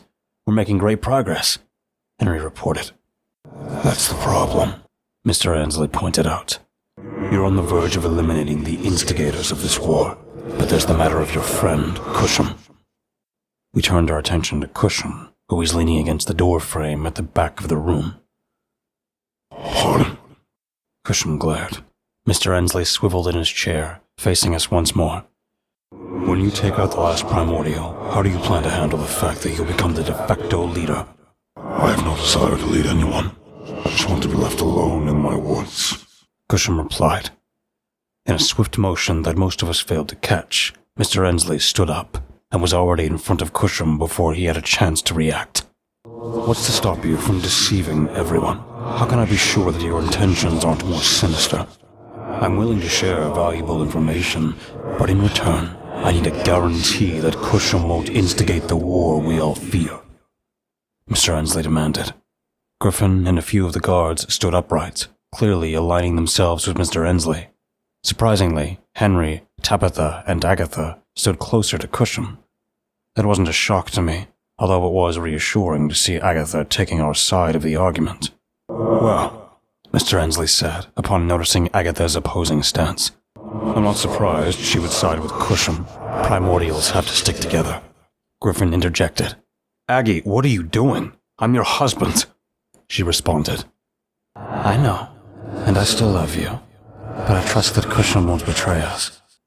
A divide emerged in the room, and we realized that we stood little chance against Mr. Ensley. If he wished, he could easily overpower everyone present. He had already proved that his power threshold far exceeded that of an average primordial, while Kushim was not known for his overwhelming strength. Even with those vials, he was as powerful as an average primordial. I can vouch for him, I spoke up. All eyes turned towards me, and Mr. Ensley inquired, And how can you do that? Kushim and I shared a connection of minds for a brief moment not long ago. I saw his memories and read his intentions. He's a good man now. I know more about him than he has ever shown, I explained. Everyone stood in silence, uncertain about what to do next. Then, the silence was shattered as Mr. Ensley erupted into hysterical laughter. Wait, so the 2 of you merged minds for a while? Samantha, you must be losing your humanity. Such an act would have killed an ordinary person, but it should have been evident from the start that there are no true alpha humans in this room. He chuckled. He walked back to his chair, reclining with a broad grin on his face. Stroking his chin, he continued. All right, there was another primordial somewhere in Canada who claims to be the next warlord. But now that Kushim is in the race, he is also a contender. Don't be surprised if other primordials come looking for him as well, Henry exclaimed. Wait a minute. So, you threatened my friends, and now, just because Samantha gave you a guarantee, you're suddenly cooperative? Raising an eyebrow at Henry, Mr. Ensley responded. Well, I could have been a bit more tactful in my words, but sure. Unfortunately, being true to his nature, Henry asked a question that had little relevance to our current situation. What exactly are alphas and betas? Does that mean there are other forms of humanity? Also, what's the status of the multiverse? I've been hearing rumors about multiple multiverses from some of those books you lent me. Tabitha covered her face, clearly embarrassed by Henry's questions. I rolled my eyes, knowing that these were questions we all had, but now was not the right time. Besides, I wasn't sure if Henry was aware of certain things. Mr. Ensley smiled and began to explain. The weakest form of humanity is known as alphas. That includes all of you, as well as myself at one point in time. The next form is betas, which is what I am now. I will show you how to ascend to a higher status as humans at a later date, as you are getting close to that point. And yes, it's true that there are other multiverses, but they have completely different dynamics. Getting to these other multiverses is insanely difficult and deadly dangerous. After sharing this information, Henry seemed satisfied, and Griffin and Tabitha began asking more pressing questions. They wanted to know about the intruder who attacked the contender at the pyramid, speculating if they were our next adversary. However, Mr. Ensley clarified that our next battle would take place in Canada, which was too far for a Primordial to travel from one end of the earth to the other. Mr. Ensley escorted us out of his office, and he provided Tabitha with a new set of clothing, something more comfortable. While she was changing, Henry and Tabitha engaged in a private conversation, unaware that I was just around the corner in the hallway. Tabs, He whispered. yeah? I'm sorry. Kushim managed to slip in next to me, causing me to jump in surprise. I glared at him, but his shoulders shook, indicating that he was laughing. What are you sorry for? Tabitha asked with curiosity. Henry leaned off of the wall and stood upright in front of the door. I kept thinking that if I'd stopped that Primordial in the town earlier, maybe I could have... Henry, Tabitha hesitated for a moment. I don't blame you. Yes, I'm sad he's gone. I think about him all the time, but I don't blame you. I'm actually really glad I met all of you. I want to see you succeed in what you do. I observed Henry, waiting to see his reaction. Thanks. Still, I should have been quicker. The door opened, and Tabitha stepped out. I miss him a lot. He was supposed to be my whole world, but I guess life doesn't always go according to plan. I wish it did. Henry sighed. She shook her head and playfully poked him. I'm grateful that life was kind enough for me to meet you, Samantha, and Kushim. Being monster hunters is a direction in life I never expected. As they walked towards us, Kushim grabbed my arm, propelling me down the hall with incredible speed, yet not a single sound was made. Sometimes I forget just how fast Kushim can be with those sudden bursts of speed. Outside, Mr. Ensley gave us a farewell. Sort of.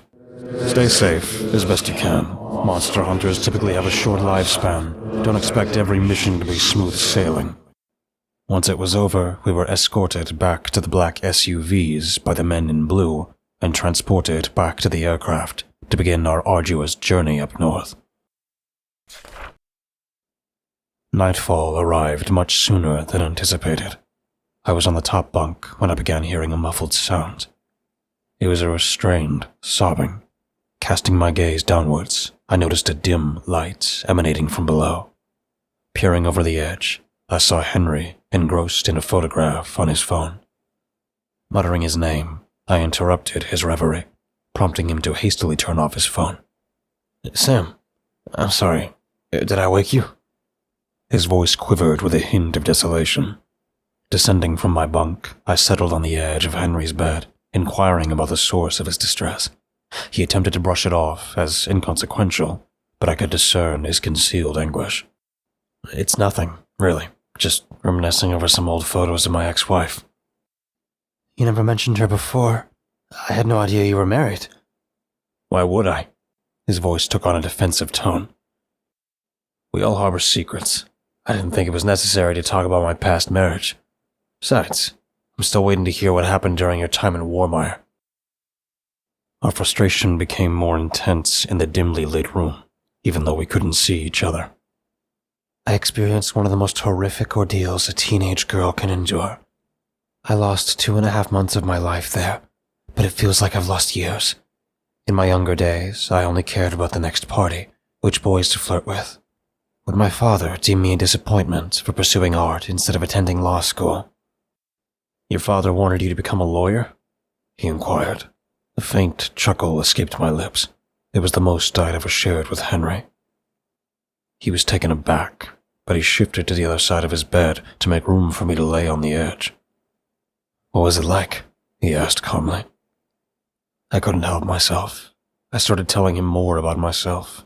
I told him about the refugee camp set up by Protectorate, how they were the reason for my basic military training, and how I was attacked by thugs when I found my parents, but the worst that I got out of that was groping, so I can still call myself a virgin, which was something I wasn't expecting myself to tell Henry, but it was nighttime. We were resting, and I really wanted to get it off my chest, so I told him everything. Well, except for the part where I found Jack. That is better left abandoned to a pit in my mind. Wakey, wakey, rise and shine, everyone. We're approaching the air base in approximately 5 minutes. Take this time to wake up and prepare yourselves for the hot zone. Clark's voice reverberated through the intercom.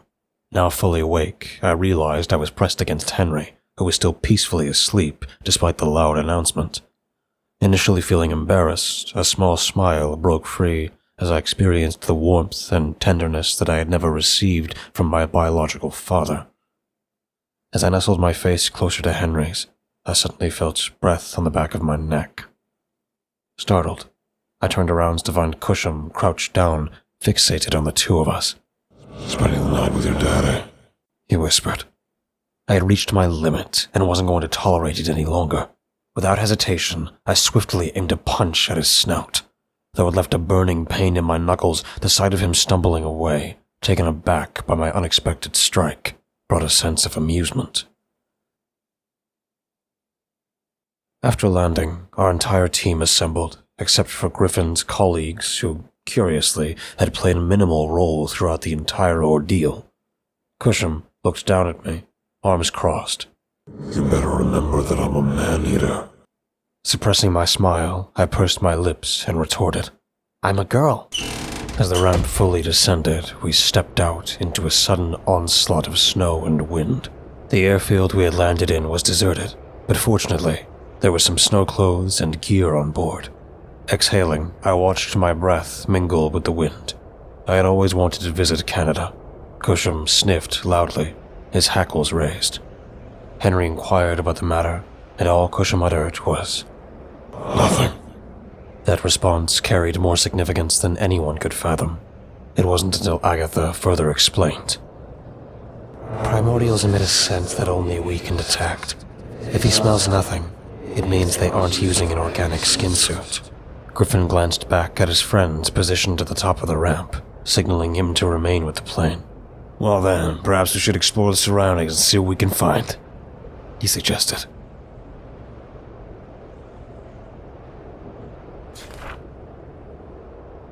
Chapter 5. Henry's Log, April 14th, 2023. Frost collected around my eyebrows, and Kushim stepped out to take a look. He appeared completely out of his element, unable to detect the presence of our next target. I almost felt sorry for him. Kushim, despite having faced numerous near-death experiences, exhibited an unusual amount of anxiety that I had never witnessed before.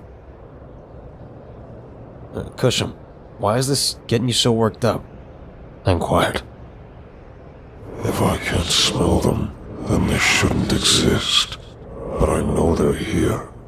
Kushim replied, his voice tinged with frustration.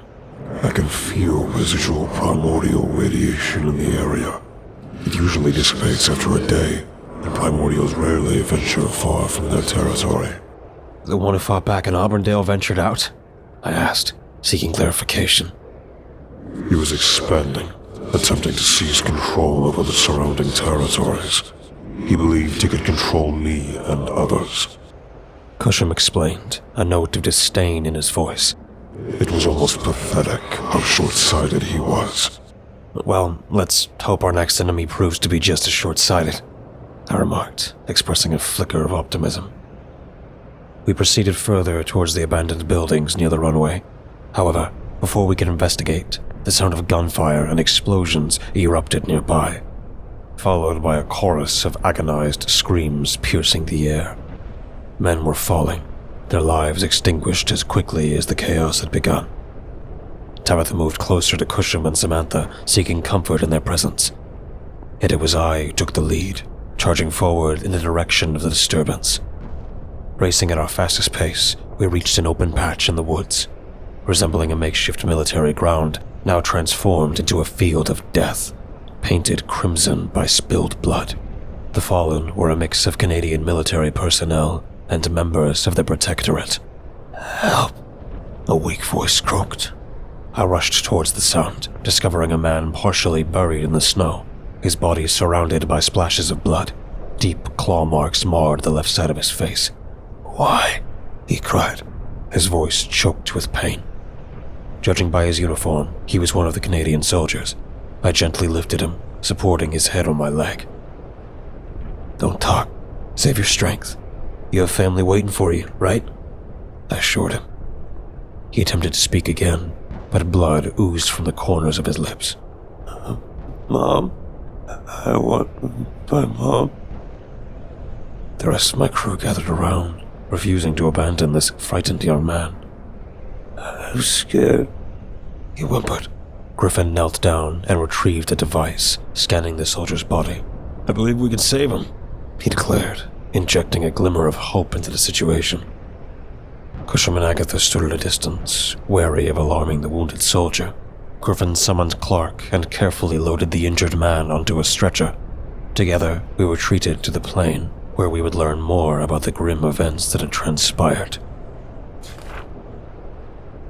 We kept the Primordials out of the room where the injured soldier was being treated, and we did our best to patch him up using first aid supplies. Kushim can heal, but I wanted to keep the guy calm. Once we regained some composure, we asked him to recount what had transpired. It took him a few moments to collect himself. The shock and blood loss were still affecting him. He was burning up and appeared on the verge of passing out. However, he mustered enough strength to provide us with crucial information. "We were a recon team for the Canadian Army. We were supposed to link up with this clandestine military group called Protectorate," he began. Griffin inquired further. "Why were you guys here?" Gasping for breath, he replied. "We received reports that the nearby town had gone dark. Everyone was killed. Men, women, children." He abruptly stopped himself from finishing the statement, then continued. "Anyway, we soon discovered the culprits. There were 3 of them. Mechanical monsters. They had white and gray armor covering their bodies. They tore through a significant portion of my boys, but eventually, with the combined firepower of both our forces, we managed to eliminate them." I glanced at Griffin, the same expression of relief mirrored on his face as it did on mine. 3 Primordials would have posed a grave threat to us.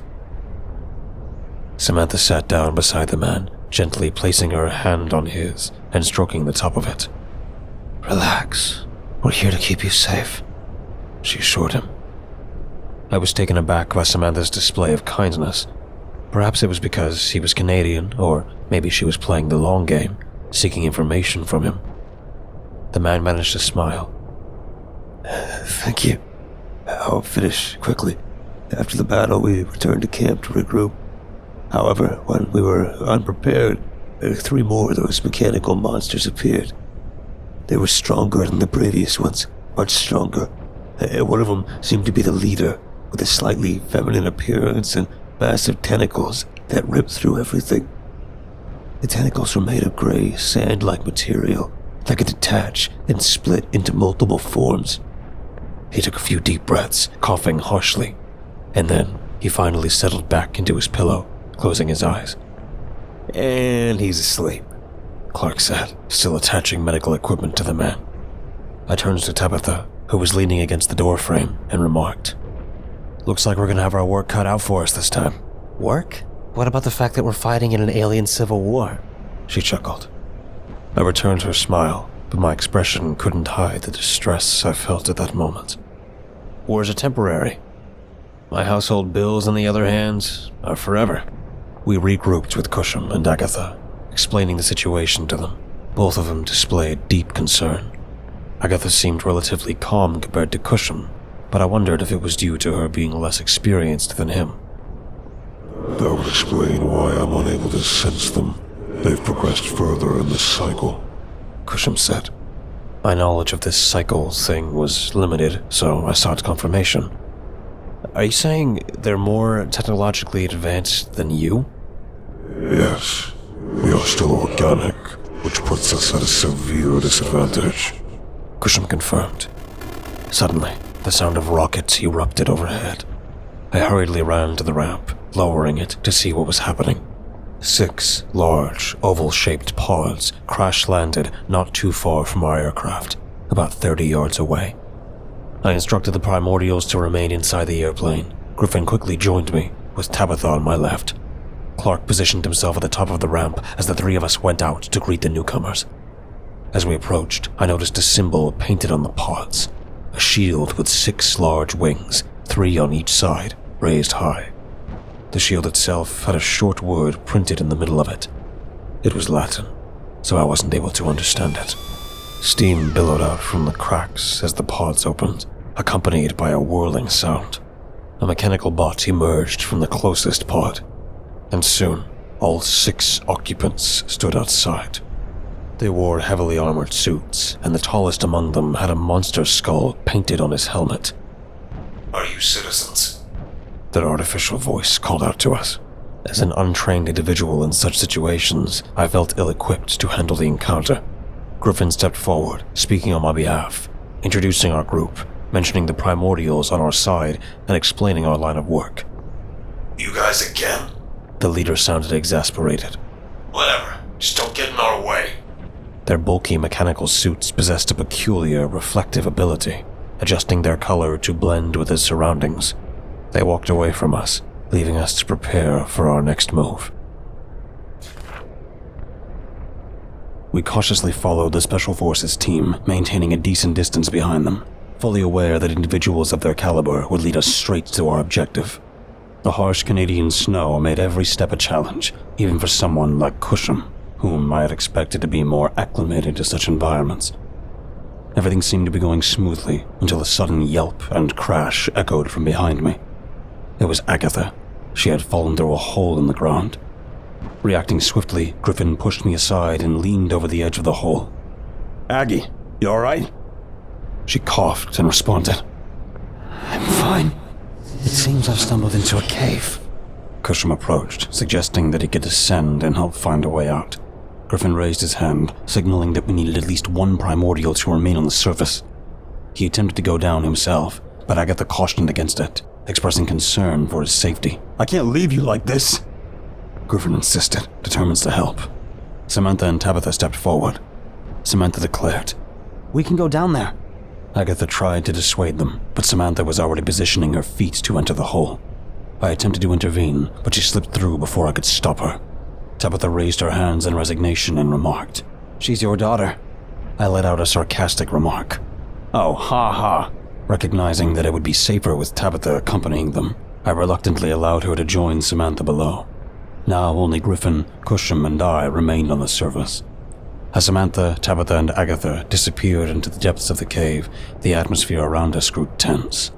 The howling wind seems to carry a sense of danger, and the chilling cold gnawed at our exposed skin around our faces.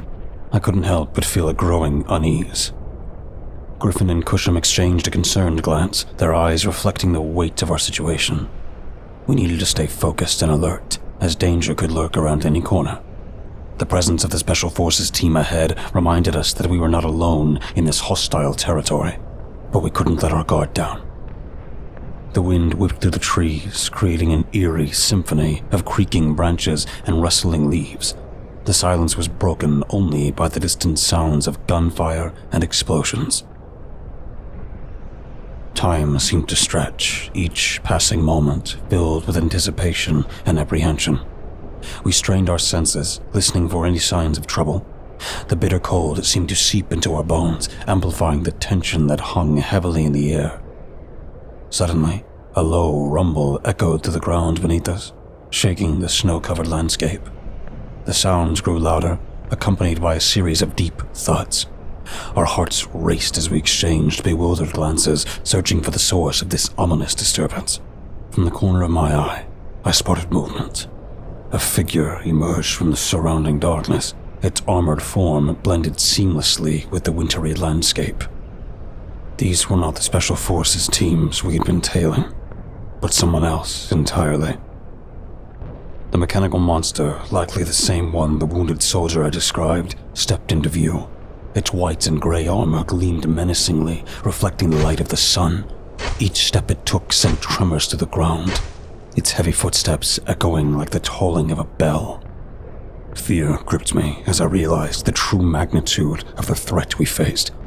This creature was far more advanced and powerful than we had anticipated. My shotgun isn't going to be useful in this.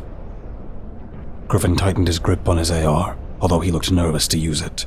Kushim's eyes glowed, his primal instincts sharpening as he prepared for the impending battle. As the mechanical monster closed in, the tension reached its peak. Griffin signaled to Kushim and me, conveying a silent understanding. We spread out, strategically positioning ourselves to engage the enemy from multiple angles. Each step we took in the snow felt heavy. The metallic beast lunged forward, its massive tentacles whipping through the air with deadly precision. Griffin dodged the attack, retaliating with a burst of gunfire.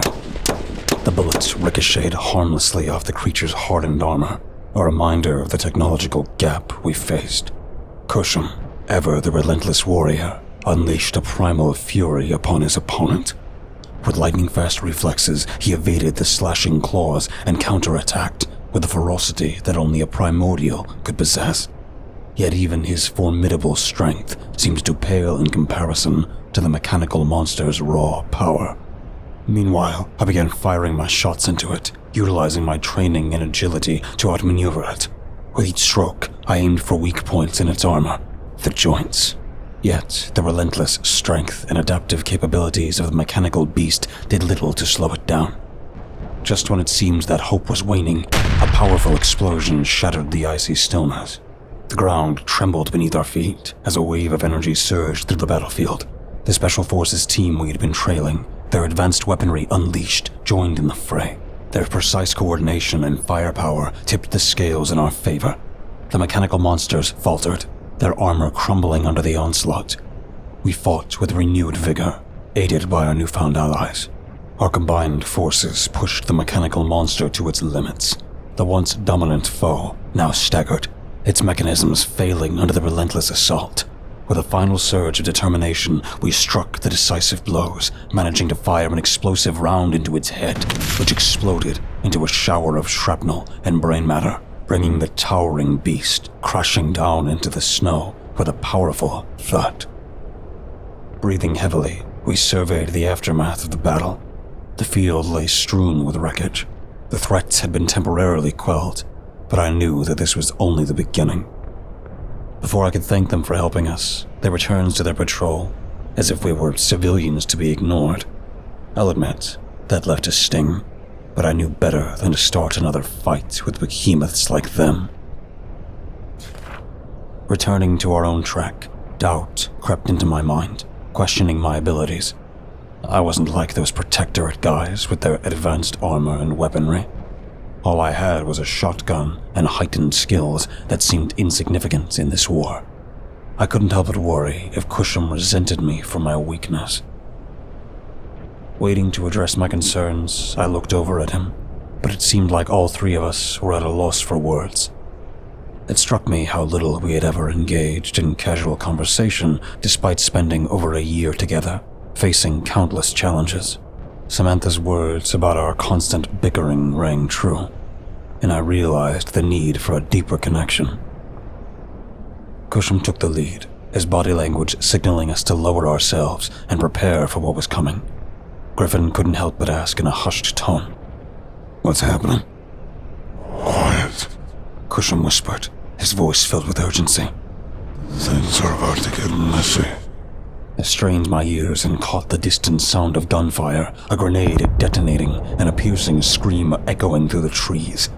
Without wasting a moment, Kushim launched himself forward, unsheathing both his sword and hatchet in one swift motion. "Well, he needs to give us more warning than that," Griffin grumbled, clearly irritated. Kushim shot us a look, and I could only shrug, knowing full well that getting Kushim to cooperate was an uphill battle. We chased after him, drawing closer to the chaotic symphony of bullets and explosions tearing through the forest. I tightened my grip on my Benelli M4, feeling a surge of nerves coursing through me. Peering between the trees, I witnessed 4 heavily armored men engaged in a firefight, 2 already dead. But before we could reach them, a monstrous creature burst through the midst of the battle. Towering above us, it possessed massive, gorilla-like arms and wielded a deadly blade. With a swift, brutal kick, it impaled one of the soldiers, splitting him in half and pinning the top portion to a tree. We're taking heavy casualties. The soldier's desperate voice rang out. The creature turned towards him. Its artificial voice spoke an alien language. A mechanism on its shoulder launched rockets, obliterating the soldier in a shower of blood and shrapnel. Undeterred, the remaining 2 soldiers fought back, but before the Primordial could focus its attention on them, Kushim descended from above, latching onto the creature's back with relentless ferocity, slashing through its armor. We closed the distance, joining forces with the soldiers. One of them initially aimed his rifle at us, but the other quickly reminded him of who we were. Seizing the opportunity, Griffin and I opened fire on the towering behemoth, but our weapons seemed futile against its formidable armor. My Benelli and Griffin's AR barely made a dent. Searching for an alternative, I spotted a rifle left behind by a fallen soldier. Struggling with its weight, I refused to accept my limitations while Kushim did all the heavy lifting. It wasn't fair that Samantha and he had the first Primordial, Tabitha had the second, and I was left in the background due to my insufficiency. With a determined grip, I braced myself, feeling a surge of focus as I aligned my aim to the scope. A bolt of energy shot forth from the rifle's barrel, leaving a luminous trail that sliced through the creature's back. It let out a pained howl, attempting to shake Kushim off as it panicked and rolled forward. The other 2 soldiers, armed with similar rifles, unleashed a relentless barrage of fire. Kushim lost his grip and was thrown into a nearby tree, leaving only the 2 remaining soldiers to face the creature. Despite inflicting significant damage, the creature galloped away, disappearing from our sight. I fell back after taking the shot, and to my surprise, an extended hand greeted me. You okay? One of the elite troopers asked. I grasped his hand firmly and nodded. He commended us. You guys were brave. I always thought you monster hunters were nothing more than a nuisance, but you got a good shot on that beast. This time, a brief exchange of compliments transpired between our 2 sides. Despite my initial resentment toward their organization, these soldiers didn't seem all that bad. Stern and professional, but I could forgive their mannerisms. Well, we have more Primordials to hunt. He replied. I'd say don't get in our way, but we'll probably find each other again. I contemplated suggesting a team-up instead of going separate ways, but the words eluded me. I was struck by their resilience, the fact that they were willing to press on despite losing most of their squad. Deep down, a newfound respect started to form. Once they left, I cautiously approached the bodies of the fallen soldiers, examining their power suits. It became evident that these soldiers were designed for both lifting heavy weaponry and providing substantial protection. Turning to Kushim, I knew he wouldn't be thrilled at my request. "Can you, do me a favor?" I asked, bracing for his reaction. His expression conveyed his reluctance as he replied. What is it? "Can you salvage the parts from these soldiers and create a power suit for me?" I inquired, my voice filled with determination. Griffin interjected, puzzled. "Why do you want to wear their armor?" "I want an edge," I explained. "These suits are incredibly powerful. I've suspected for a while now that being exposed to Kushim's primordial radiation has been altering my DNA. So imagine what I'll be like in this." Kushim nodded in agreement. You're correct, but there are other factors at play. The repeated healing you received prevents radiation poisoning, and traveling through Nexus gates has accelerated the true potential of your genetic material. In about a year or so, you may well become a beta human. Griffin chimed in, curious. "What about me?" Kushim fell silent for a moment before responding. Have you received any healing or traveled through Nexus gates? No, Griffin replied. That's strange. It seems you're almost at the halfway point, although Henry is slightly ahead. Kushim said. Griffin wondered if simply being around Agatha was enough to provide the acceleration he experienced. Before he could dwell on the thought, Kushim posed a more personal question. How much have you been intimate with her? Griffin's eyes widened, his face flushed. That's a private conversation between a husband and a wife. Kushim laughed. Well, that would also do it. After some further persuasion, I managed to convince Kushim to use his craftsmanship to reconstruct the salvaged armor and incorporate their various gadgets. With a few adjustments, I was able to slip into the suit. However, a problem arose. The power cells were completely drained. Shoot, now how am I supposed to move? This thing's heavy. I muttered in frustration. Kushim sighed. Hold on. He moved closer and began rubbing his fingers together, generating an electrical charge. Slowly, he pressed his hand against the battery, sending an electrifying shock through the armor. The sensation was incredible, and it offered a glimpse of what Samantha had experienced when merging with Kushim. My power is different. Those power cells will never lose their charge, because my energy can self-replenish. Just don't take too much damage. This will be the only weakness, aside from your own stupidity. Kushim warned. Though he couldn't see my expression behind the helmet and visor, I shot him a disdainful glare for his remark. Chapter 6. We stood upon a hill, utterly entranced by the beautiful, wintry forest that surrounded us. It was hard to believe that sinister forces were at work. I turned to my two compatriots and asked, So, what do you guys think the girls are up to? I immediately regretted saying that, because Griffin went into a slight panic. We had to calm him down. He was overly concerned about Agatha's well-being. Kushim reassured him. Have confidence. I was able to assess her quite well, and I can say with certainty that with Samantha's fighting spirit and Tabitha's unique scope and sniper rifle, Agatha is not the only dangerous being in those caves right now. If anything, I got stuck with the weakest link. He slyly pointed at him. Griffin took great offense to this statement and passionately defended his importance to the mission, though he did so in what I believed to be French. However, being the one wearing the power suits, I naturally considered myself more vital to the group, just as Kushim now believed. Both Kushim and I agreed that Griffin was the one weighing us down. As I looked around, I wondered if we could locate the two elite soldiers. I decided to experiment with some of the suit's features, discovering that many of them were voice-activated. Find squad. I guessed a phrase. Nothing happened, so I tried. Located squad. That proved to be the correct phrase, as a screen appeared over my visor, displaying an icon of a green arrowhead pointing in a direction a few kilometers to my right. Hey, guys, I think I found them. I started running, but was unprepared for the incredible speed of the suit. Inside it, I felt weightless, my stamina enhanced, and it was an exhilarating experience.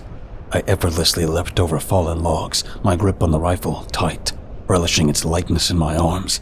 I knew I would never want to let go of this suit. In this frigid wasteland, the rush of freely running around without the usual aches and pains I often experienced despite being just 28 years old and regularly exercising was a remarkable sensation. The suit felt like a greater extension of myself. Suddenly, the surrounding area erupted with laser fire, and I took cover behind a fallen tree. I glanced over and saw that the two other elites had discovered the wounded Primordial from earlier. They fired multiple rounds, so I joined in with my own barrage. There was chaos all around, and the creature kept extending its hand, as if it wanted to surrender. But there was no mercy for the Primordials. Survival of the fittest was the rule, and this was a war for our planet. Together, we took shots at the creature's head, and after the 15th flash of light, it went limp, although a smoke of glowing yellow light remained inside the armor. The two soldiers raised their hands in unison, with one of them even cheering and taunting the seemingly lifeless body. They didn't realize that I had also been involved in the kill, which made me consider escaping. However, the soldier closest to me suddenly perked up and turned his head in my direction. "Hey!" he shouted, causing me to freeze in my tracks. I heard the clicking and charging sound of their rifles, so I raised both my hands and dropped my own rifle in the process. I turned around and found their two barrels pointed at me.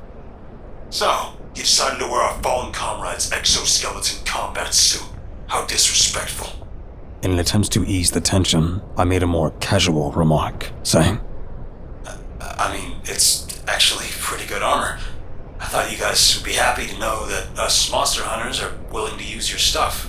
Abruptly, Kushim emerged from behind, teleporting in, and he swiftly grabbed both soldiers by their helmets, lifting them up. They tried to shoot at him, but all he had to do was knock them into each other before dropping them to the ground, where they were momentarily dazed. Griffin arrived, completely out of breath, and I could see rapid puffs of smoke coming from his mouth. "Jeez, you guys are advancing way too fast for me. I'm both cold and hot right now." We managed to calm the situation down, with Kushim taking away their rifles and allowing me to try and reason with them. Meanwhile, he went to the fallen mecha Primordial and absorbed it. "I promise, I didn't mean to disrespect your fallen comrade, but as you can see, I'm just a man. I still have the same weaknesses you guys do, and since they couldn't fight anyone, I didn't want their sacrifices to go to waste," I explained. The squad commander gave me a stern glare. We removed their helmets so I could see their expressions more clearly. The other soldier spoke up. "It's still wrong. You don't understand what these exoskeletons are. They're not from this world." Griffin asked. "Alien tech?" "Maybe, but there's still something far beyond that. The armor's made of living material. Unknown element.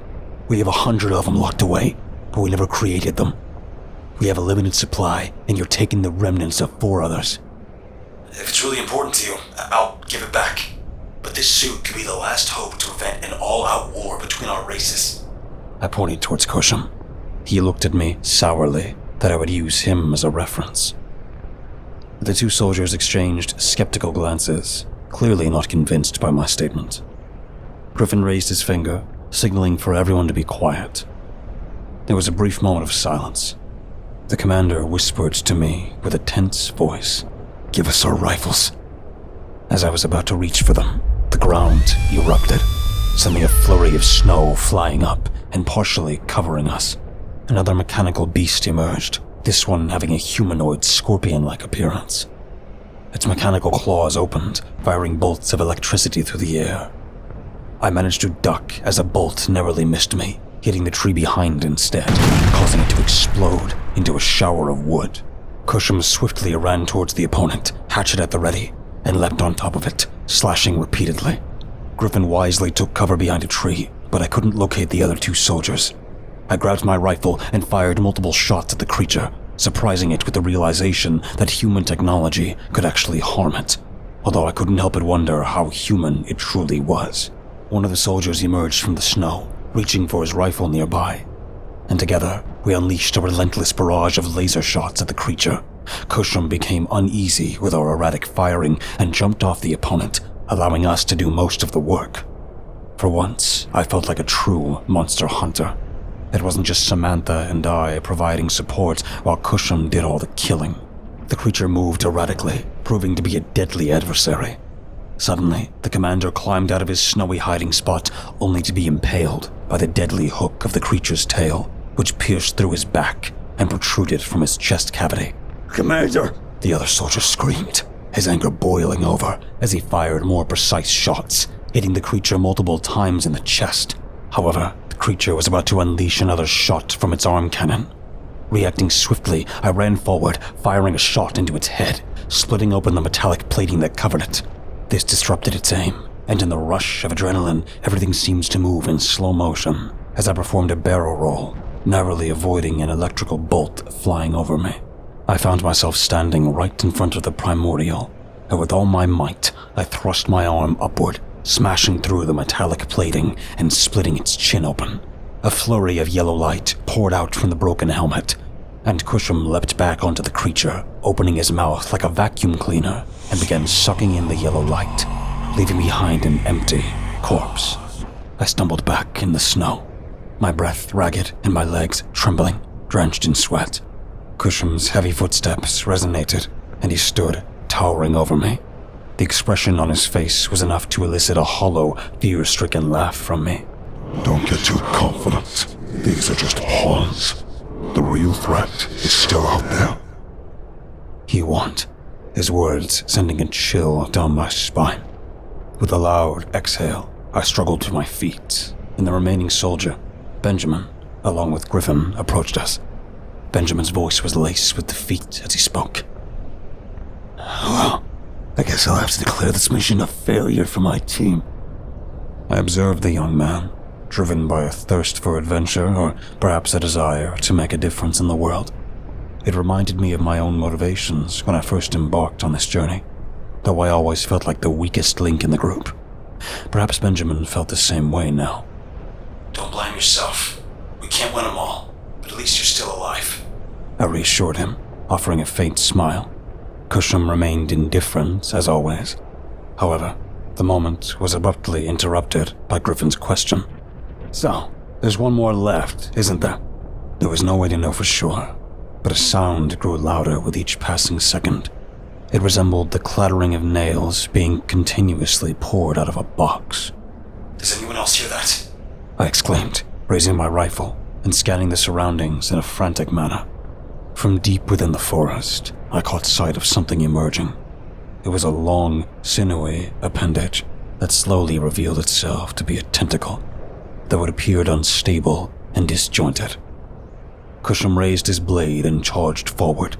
We watched as he swung at the tentacle, only for it to flow around the sword, revealing its amorphous nature. Griffin commented, This isn't going to be pleasant. Dozens of additional tentacles began sprouting from the trees, writhing and enveloping us. We started running, forced to leave Kushim behind. Benjamin and I sprinted, but I seemed to be moving faster than him. I couldn't determine if it was due to my changing DNA, distancing me from the typical human condition, or if it was the energy flowing from Kushim charging the suit. Regardless, I slowed down and turned back to help Griffin. He was running as fast as his tired body would allow, but he stumbled on a fallen branch, concealed by the snow. I rushed to his side, effortlessly hoisting him up. Then we sprinted together as a swarm of insect-like entities encroached, obscuring my vision. The screams of both men echoed around me, and soon, everything faded into darkness. I lost control of my movement, tossed about like a helpless victim, caught in the currents of the ocean. The timer on my suit indicated that 6 minutes had passed, and finally the darkness subsided. However, we found ourselves ensnared in tentacles.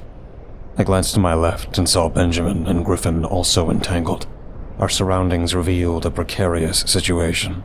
A steep, 90-degree cliff face behind us, and a vast expanse of open gravel atop a butte. Standing at opposite ends were Kushim and a white, slender-built robot with an oval-shaped head. The metal sleek, and it had camera lenses for eyes. In an artificial tone, the robot's voice echoed. My dear Kushim, it appears you and your companions have decimated my forces. Griffin muttered under his breath. Forces?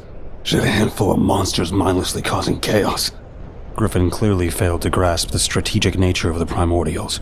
It wasn't mere chaos. It was a calculated effort to clear space for the device we currently stood upon. Observing our surroundings more closely, I realized we weren't on a cliff face, but a colossal superweapon, towering over 2,000 feet into the air. Nestled deep in a northern wilderness, it offered an ideal location to eliminate any meddling humans who dared to interfere with her plans. Kushim spoke up. Why bring me here? You had the advantage with your nanobots. The robot hovered above the ground, drawing closer to him. But I am a fair combatant. As a former custodian, it is my honor to offer the price of the arena an opportunity to claim the title of warlord of this planet. Kushim moved closer in response, and they stood just a yard apart. There was an almost flirtatious tension in the air as they conversed. Intriguing. Kushim remarked. What exactly is your plan? To obliterate the humans and lay claim to this world? Her next words caught us off guard. No, I have no desire to annihilate humans. The war is over, and we Primordials have progressed to the next cycle. I'm here to eradicate the outdated Primordials. Both Griffin and I muttered. Huh? She swiftly floated over to us, a small slit of yellow light emanating from what was intended to resemble a mouth. Her eyes, rectangular, remained fixed as she explained. We Primordials have evolved to the next level. No longer confined by organic matter, I have embraced cybernetic enhancements, incorporating new quantum mechanics. We have returned to the cybernetic age. Kushim growled. So you would exterminate members of our own kind because they haven't met your standards? Yes. She replied, turning away and floating back towards him, their faces inches apart. But you don't have to share their fate. You're different. I have delved into your past, researched your accomplishments before you became a recluse in the wilderness. Kushim took a few steps backward, brandishing his sword and hatchet. I cannot condone your genocide. I found it ironic coming from him.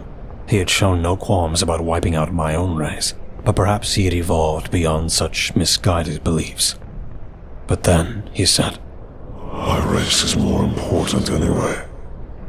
The robotic figure shook her head, a clear expression of disappointment. Raising both hands, swirling lights materialized around her as she spoke. I'm disappointed. I had hoped you would stand by my side, but I suppose it must be this way. Kushim and the robot began circling each other, their eyes locked into a fierce stare. Without hesitation, she made the first move, hurling an energy sphere towards him. However, he swiftly dodged it and closed in, attempting to narrow the distance.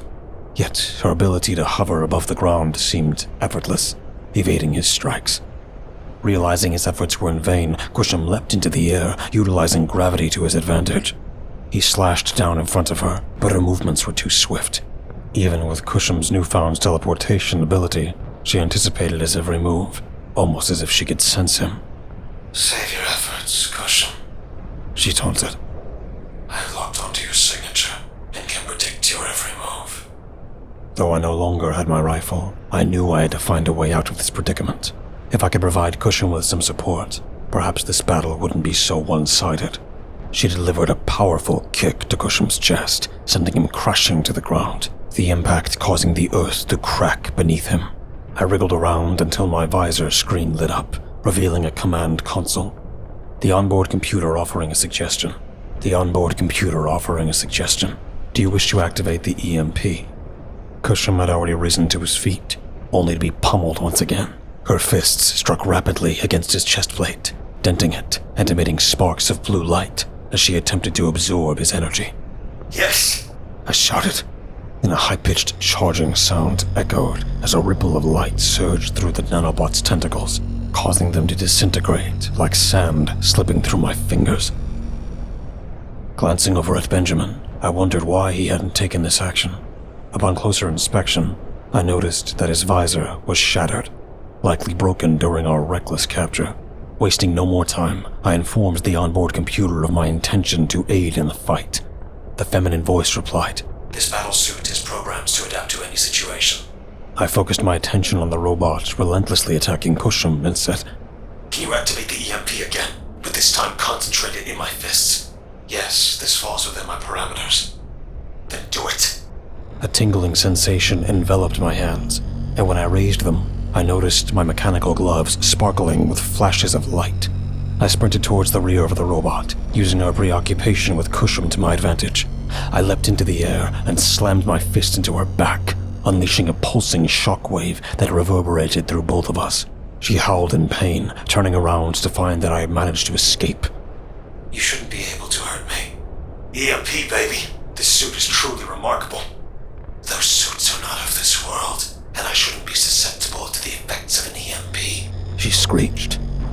She appeared winded, so I seized the opportunity and delivered another punch to her face, causing her head to shake and sparks to fly. Kushim, now back on his feet, with his sword in hand, began slashing at her relentlessly. Double teaming. I expected better from you, Kushim, she remarked. Kushim seemed genuinely hurt by that. I noticed a slight decrease in his enthusiasm. However, our situation quickly escalated as 8 more tentacles erupted from the ground, and she activated the superweapon. The gravel shifted aside as the ground vibrated, revealing a metallic structure above us. She struggled to put some distance between us. When one of the tentacles lunged at me, I used my fist to deliver an EMP, causing it to disintegrate instantly. Kushim, on the other hand, faced more difficulty, slashing relentlessly at the tendrils. A radiant light began emitting from the tower we stood on, and 6 enormous, hook-shaped apparatuses extended from its edges, revealing the true form of the superweapon. She fired 3 more energy spheres, forcing us to dodge. She cackled. It's shameful for you to rely on help while I handle all this on my own. I retorted. You're utilizing nanobots and those brutes from earlier. How is that any different? Before we could engage in further argument, Kushim held me back and said, She's my fight. Don't interfere. What? Don't. I mean it. She's right. I've become too reliant on you guys. We separated, and I searched for a way to disable the mechanism. I conveyed my intentions to the computer. The voice responded. Charge the EMP for 3 minutes, and I might be able to send a temporary shock through the structure. Okay then, I said, clenching my hands tightly, feeling them gradually heat up and glow. Kushim and the robot stood facing each other. But then he asked, Tell me your name. She stared at him and replied, Mariah. He tightened his grip on his sword and said, Let's finish this. He teleported in front of her, but as she moved, he teleported again, appearing on the other side of her body, delivering a powerful blow with his sword. She retaliated with more light spheres, but he deflected them with his sword, vanishing once more. He seemed to be gone for a moment, causing her to frantically look around. Suddenly, she glanced upward and saw him bringing his hatchet down, slashing into her head, though it only resulted in a crack. One of her arms swung up, and she shot a projectile through his abdomen. Despite the injury, he continued to pummel her neck, causing chunks of shrapnel to fly off. Time flew by amidst the chaos, and before I knew it, 3 minutes had passed. Knowing that I was likely to sustain an injury, considering the burning heat in my hands, I decided to take action. With the weaponry on the verge of activation, I smashed my fist down onto the surface, sending a surge of energy rippling through it. A wave of intense pain coursed through my hands as it dawned on me that this might have been the worst idea I had all day. The weapon powered down, and due to the other tentacles making contact with the surface, Griffin and Benjamin were released. Mariah witnessed my intervention and shifted her focus back to me. She shot a plasma bolt at Kushim's face, forcing him to retreat, allowing her to charge towards me. Kushim vanished once again, only to reappear crouched right beneath her.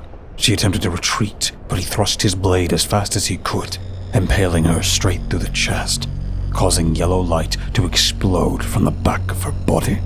She screamed and convulsed, flickers of electricity escaping her.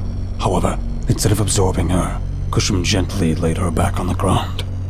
You have lost, he announced. She gripped the blade, attempting to pull it out, but she was too weak.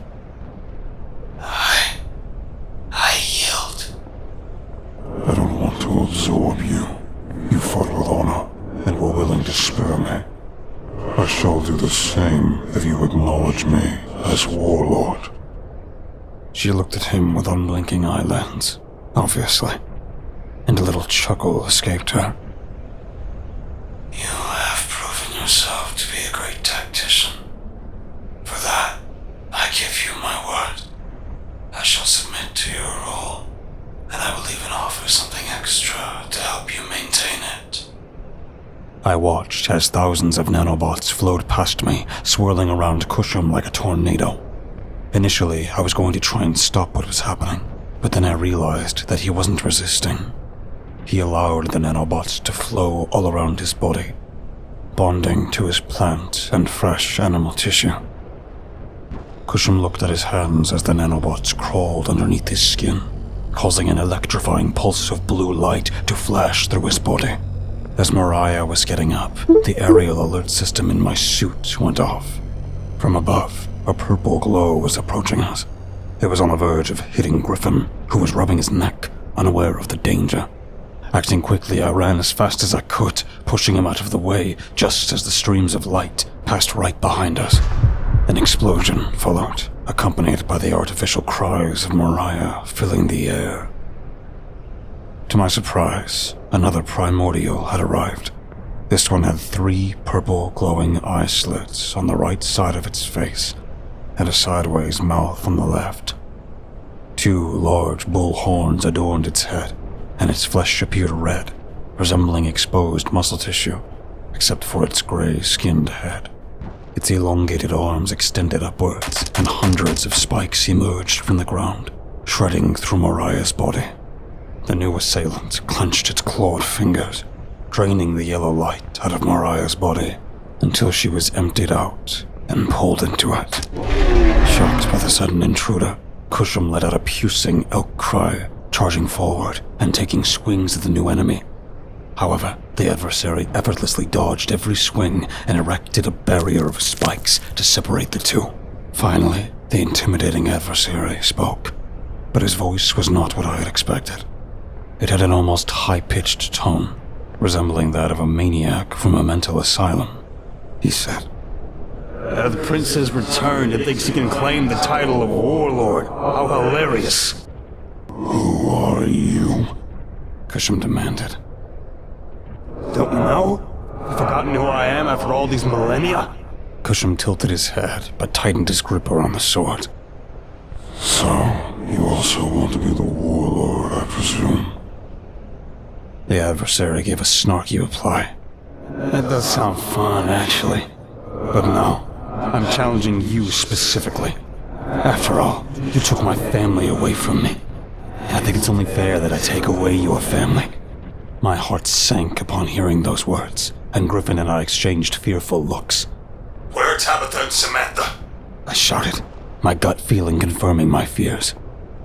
He slowly turned his gaze toward me, wearing a horrendous smile. Oh, I have great plans for those girls. I do have a fondness for females. Before I could even react, Griffin came charging in, firing his gun repeatedly at the monstrosity. I tried to scream towards him to stop, but he refused, repeatedly demanding, Where's my wife? Most likely out of annoyance for his intervention, our attacker manifested a blade right out of his wrist and lunged toward Griffin with a sudden burst of speed. Before anyone could move a muscle, it was over. A bloody, flesh-splitting sound filled the silent, frosty air.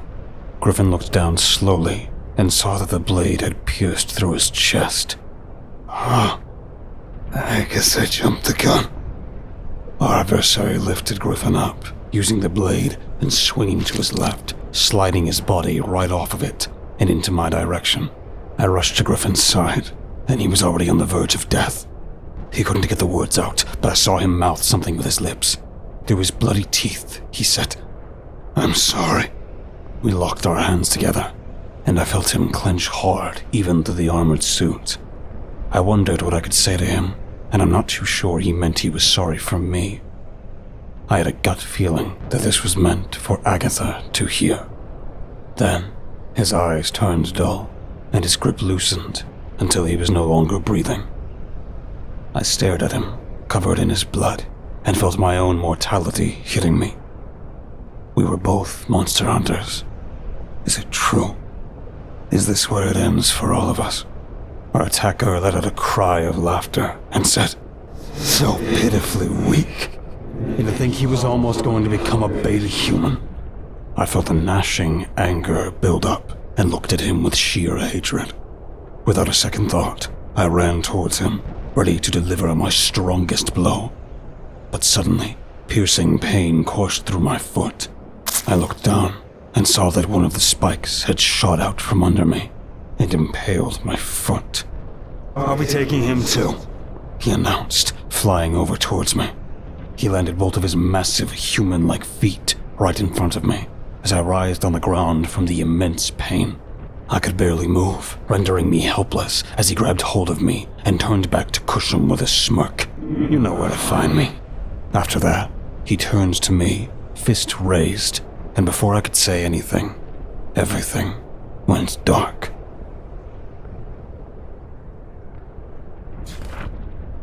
Chapter 7. The throbbing, head-pounding pain finally entered my consciousness as I struggled to open my eyes. Licking my lips, I felt dry blood on them and realized that my whole face was covered in it. Oh, good. Mr. Sleepyhead decided to wake up now. That annoying voice made itself known. Henry, thank God, you're alive. I heard Tabitha's voice to my left. I saw Tabitha tied up to a wooden pole, and to my right was Samantha. And further down was Agatha. The only difference was that Agatha was tied up more securely. We were lined up, and our kidnapper was pacing back and forth, staring down at us with hateful eyes. Well, I said, I wish you hadn't injured my leg. I'd give you the beating of your life, buddy. He grinned. Cute. Absolutely adorable, but I've got bad news for you, human. You wouldn't stand a chance, even if you tried. I give many of your kind a run for their money. What makes you different? I asked. Agatha chimed in. He's a whole cycle ahead of us. The Primordial smiled in her direction and then lowered himself to face her. Smart, that's right. Kushim was still trapped in the second cycle, in the Middle Ages period. The robot Primordial was from the second cycle, the cybernetic age, but me? He almost broke into another fit of laughter. I'm from the third cycle, the Bronze Age. I couldn't help but make an obvious remark. That didn't seem too far ahead. He snapped his head back towards me and sent a spike from the ground that shot through my right arm. The pain was sudden, and I felt the hot liquid spilling over my skin as my stomach began to ache. Samantha shouted, "Please, stop!" Tabitha was struggling to break free from her ropes, but it was no use for any of us. Agatha was restrained with anchor chains, so there was no way she could escape either. He spoke harshly. Listen closely. Don't even think for a second that you understand how primordial technology works. Although you humans seem to be more adaptable in what you can do. But as for me, I'm like your modern military versus Stone Age cavemen. I see. I coughed a little. Taking a look around at our surroundings, I realized we were somewhere in the mountains. We were in an open grassland with nothing but yellow all around. Every plant here was dead, but there was an abandoned cabin not too far from us. As beautiful as the scenery was, I really wished I wasn't bleeding from my arm right now, or stuck in this mess to begin with. Our assailants grew impatient and began eyeing the others. God, he's so slow. He even has that short-range teleportation available now, something I should have gotten, and yet he still finds time to waste. Of course, I didn't fly as far from that location. He paced back and forth until he stopped in front of Samantha. I didn't like the way he was looking at her. I might need to hear a few screams to pass the time. He licked his lips like the deranged monster he was. Samantha's eyes widened, and she tried kicking at him with her free leg, but he seemed to get more excited by her actions. Or perhaps the older one should go first. He turned to Tabitha, extending his fingers over her cheeks and pinching them tightly. She whimpered, tears streaming down her face as he moved his mouth closer to her with his razor-sharp teeth resembling a vampire bat's. Then again, I'd love to hear you going ba, ba, ba. He turned to Agatha, who was struggling to break the chains. Hey, I'm gonna rip out your tongue if you say any more. I shouted as loudly as I could, trying to divert his attention away from my friends. His three eyes glared at me, and in an instant, he was already in front of me. I felt a sudden explosion of pressure in my abdomen, and blood flooded up through my mouth. Tabitha and Samantha started screaming my name and cursing at the creature. Immeasurable heat enveloped me, and the warm liquid continued to spill out when I realized that he had plunged 3 of his long, sharp fingers right through my stomach. "If you were just a regular human, you'd be dead right now," he said matter-of-factly. I lowered my head, feeling an overwhelming tiredness and incredible weakness. He turned his attention back to Tabitha, but before things could escalate further, an elk's cry echoed through the valley and up the mountains. A smile formed on my face as I looked up and saw Kushim walking towards us from the other side of the grasslands. The Challenger turned around, and we had front-row seats to the epic brawl that was about to unfold. Kushim and the creature stood a good distance apart, and he said, "You're a despicable creature." In response, the kidnapper retorted, And you're a mass murderer. You've slaughtered hundreds of thousands of humans, absorbed hundreds of primordials to extend your lifespan, and all you do is waste it by being territorial. He emphasized the last line with air quotes. Kushim growled, I sense that Henry is in a life-threatening condition. If he dies, You'll do what? he taunted. Kill me? Make me suffer? Absorb me? You're so stupid. You've made me suffer for millions of years when you took my family from me. Barely conscious at this point, I strained to pay attention, wondering what was going on between those two. I had no idea that someone would have a grudge against Kushim, although I shouldn't be surprised. Kushim said, enough. Whatever I did to your family, they probably deserved it. I shook my head dismissively. That had to be the worst possible thing to say to a vengeful primordial. He smiled widely. Kushim, the prince of gladiators, always so arrogant. Looks like I'm gonna have to beat a little humility into that thick skull of yours. With lightning speed, he grabbed hold of Kushim by the neck, tossing him around, then slamming him to the ground. Kushim wielded his hatchet, swinging it at the rival, but he grabbed it with his other arm. I bet you don't even remember their names. You didn't even absorb them. You just straight up killed my mom, dad, and brother. He lifted Kushim back up, flipping him over his body and slamming him down on the other side.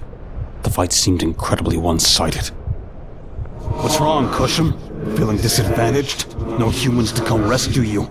Maybe you should have stayed in your little forest preserve. Stayed near that Nexus gate and made another quick getaway to avoid justice. Before any of us could react, he lifted Kushim once more and began crushing his neck, declaring, My name is Trahan, and I'm going to burn this planet to the core. Agatha grunted, and I saw her manage to free one of her arms slightly. She conjured a flash of light in her fingers and fired it into the field, setting the dry grass ablaze. Trahan was startled, immediately panicking, and released Kushim, who lay on the ground, winded and disoriented. Trahan attempted to punch through Kushim's chest, but he blocked it with his 2 arms and clasped together, and a shimmering shield appeared. It was the nanobots. Trahan recoiled, crying out in pain. The fire spread further, and Kushim got to his feet, rubbing his neck. The nanobots shifted over his body, transforming into plated armor that provided him with extra protection. This would come in handy as Trahan's spiked attacks attempted to impale him, but they snapped like twigs upon contact with the armor. Impressive. Very nice. Trahan remarked with a smile. Let's see if it'll help protect that stupid skull head of yours. He whipped around, his arms swinging out, landing a powerful blow to Kushim's head. Kushim momentarily lost his balance, thrashing his sword back and forth in an attempt to create distance. However, Trahan possessed an unusual speed advantage over him. The flames erupted higher around them, and I grew concerned for Kushim's survival. He had endured the burning of my old house, but he wasn't fireproof. Undeterred, Kushim charged forward, holding his blade low, and managed to dodge one of Trahan's fists. Swiftly slipping under his guard, he jabbed the sword straight through Trahan's torso. We all celebrated for a brief moment, thinking it would be enough to defeat him, but instead, Trahan grinned at Kushim and headbutted him, leaving him disoriented. Trahan chuckled as he effortlessly pulled the sword from his own body, healing the wound. Great strategy, but I'm not going down from physical damage. Not like that. Trahan taunted. Agatha murmured. He's too strong. Kushim attempted to growl imitatingly, but as he went in for another attack, he was met with a powerful fist to his face, sending him crashing to the ground. Trahan stood over him, then knelt down and unleashed a relentless barrage of punches to Kushim's head. With each strike, I could see fractures forming in his skull, the cracks slowly growing as a faint blue light seeped out. Kushim, don't die. I joined in, shouting. Get up, bonehead. Tabitha yelled. You're stronger than him. Agatha looked bewildered by our unwavering faith in him. I had a sense that primordials were predisposed to nihilism and apathy, often quick to give up when things looked their bleakest. Kushim had displayed these tendencies in the past, and I had witnessed numerous other primordials barely putting up a fight when faced with defeat. It was the indomitable human spirit against the unfeeling universe. But would it be enough to rally our Leshy friend back to his feet? Kushim seemed almost knocked out cold, but then Trahan flexed his hand, raising his arm a little higher before bringing it down with such force that I thought I heard the entire skull shatter. Kushim's log. I felt numb. Darkness surrounded me. What was the point of continuing on for this long? The burning sensation returned, crawling its way back into my senses. Looking around, I realized I was in a different place.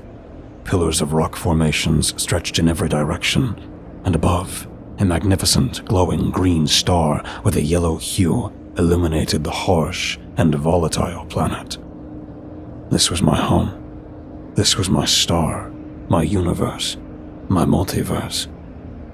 I struggled to stand, feeling bewildered and slightly dizzy. Suddenly, crackles of light appeared all around me. Thousands of them, each with a different hue of green, blue, yellow, red, and purple. The yellow light moved closer, its voice low as it spoke. Well, it looks like you've reached the end of the road. I'm not done yet. I protested. A lighter voice, coming from a purple light, cackled. Oh, but you most certainly are. I glanced around, and they all started laughing. The yellow light spoke again. You're proving yourself to be the weakest link, just like the rest of us.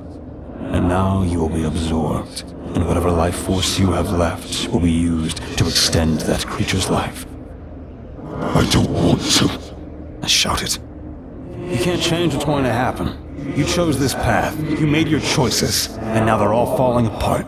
Although I must say, I'm surprised you're putting up more of a fight. Primordials aren't known for their perseverance. It's almost as if you care about those humans, and you don't want it to end. The yellow light remarked. I noticed the other bursts of energy moving closer, as if they were anticipating my response. I thought about it, contemplating what I could say to survive this ordeal. I don't want it to end. I may not care for humanity as a whole, but Tabitha, Samantha, and even Henry, to some extent, mean something to me. Are they special, important? Maybe there's no word to truly capture it. The yellow light scoffed. Oh, spare us the sentiment. We had families too, and you took us away from them. Why should we care? My breathing grew more rapid, and I knew I had no other choice. I would have to ask them for help. Lend me all of your collective strength, each and every one of you. I pleaded. Whispers echoed through the valley as the flares spun around, communicating among themselves. A protest came from the yellow light. We will not. Then you'll be absorbed alongside me by the other primordial. I won't. Why should we care? Our situation won't change. You've been feeding off of our life forces to prolong your existence far beyond that of an average primordial. Why should we help you? The yellow light retorted. I knew a decision had to be made, and I dreaded what it would entail. But I also couldn't bear the thought of losing. If I failed, they would all perish. I had already let down one human, and I owed it to Agatha to avenge her husband. I will release all of you, I proclaimed.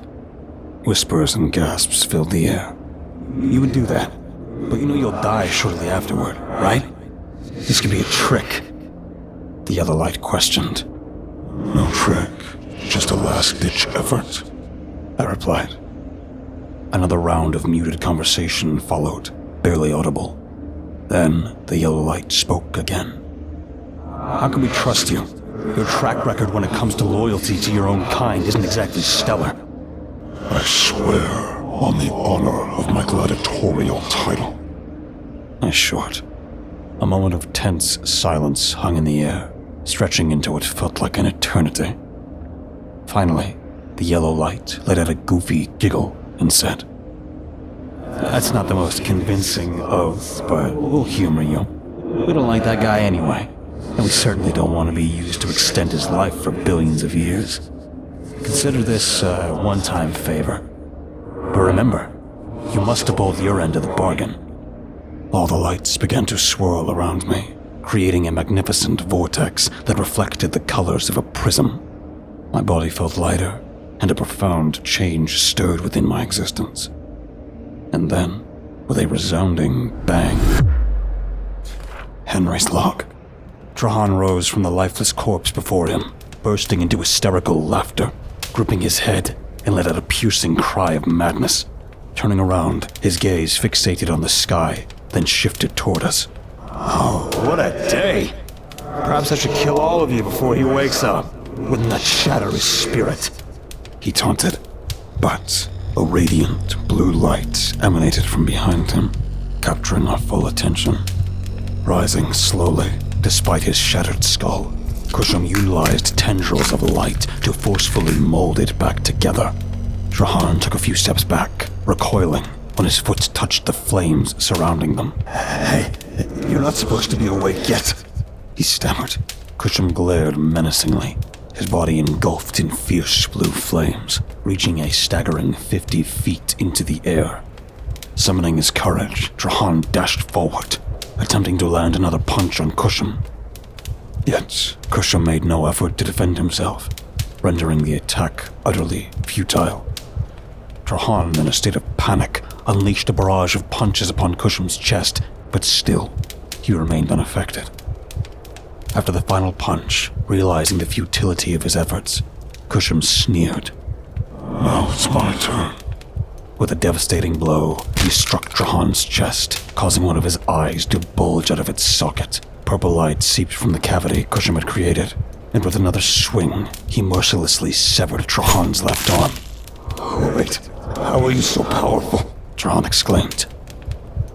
I made a deal. Kushim coldly replied. Trahan attempted to strike him with his remaining arm, but Kushim deflected the attack effortlessly. Then, he slashed at Trahan's chest 5 times, launching him into the air. As Trahan descended, Kushim's sword pulsed with fierce blue light. With a swift motion, he unleashed a wave of light that sliced through Trahan. Stunned, Kushim moved with lightning speed, teleporting above him and delivering a powerful punch that sent him crashing to the ground. Trahan bounced back up, only to be kicked back down by Kushim with such force that the earth shattered beneath him. Drawing his sword, it burst into a blazing blue flame as he raised it above his head. With the mangled body of his rival suspended before him, he thrust the saber down, splitting Trahan in half. Trahan's body exploded in a torrent of purple light and collapsed. Kushim appeared visibly exhausted, both from the intense battle and the impact of the final strike, extinguishing all the flames, leaving the fields in a desolate landscape of embers and ash. Trahan coughed, barely able to speak. How? Kushim loomed over him, casting a menacing glare. I told you. I made a deal. Lowering his empty left hands to the ground, a large circular light materialized, unleashing streaks of vibrant rainbow colors that spread across the landscape. Trahan chuckled mockingly. You fool. Your time is running out, isn't it? Kushim shrugged nonchalantly. About a century left. It doesn't concern me much. There are always more primordials to absorb again. A long, tense silence hung in the air until Trahan spoke with venom in his voice. Well, you're the new warlord now. I failed to avenge my family. I hope you're satisfied. Kushim's reply surprised everyone with its softness. I'll strive to be better.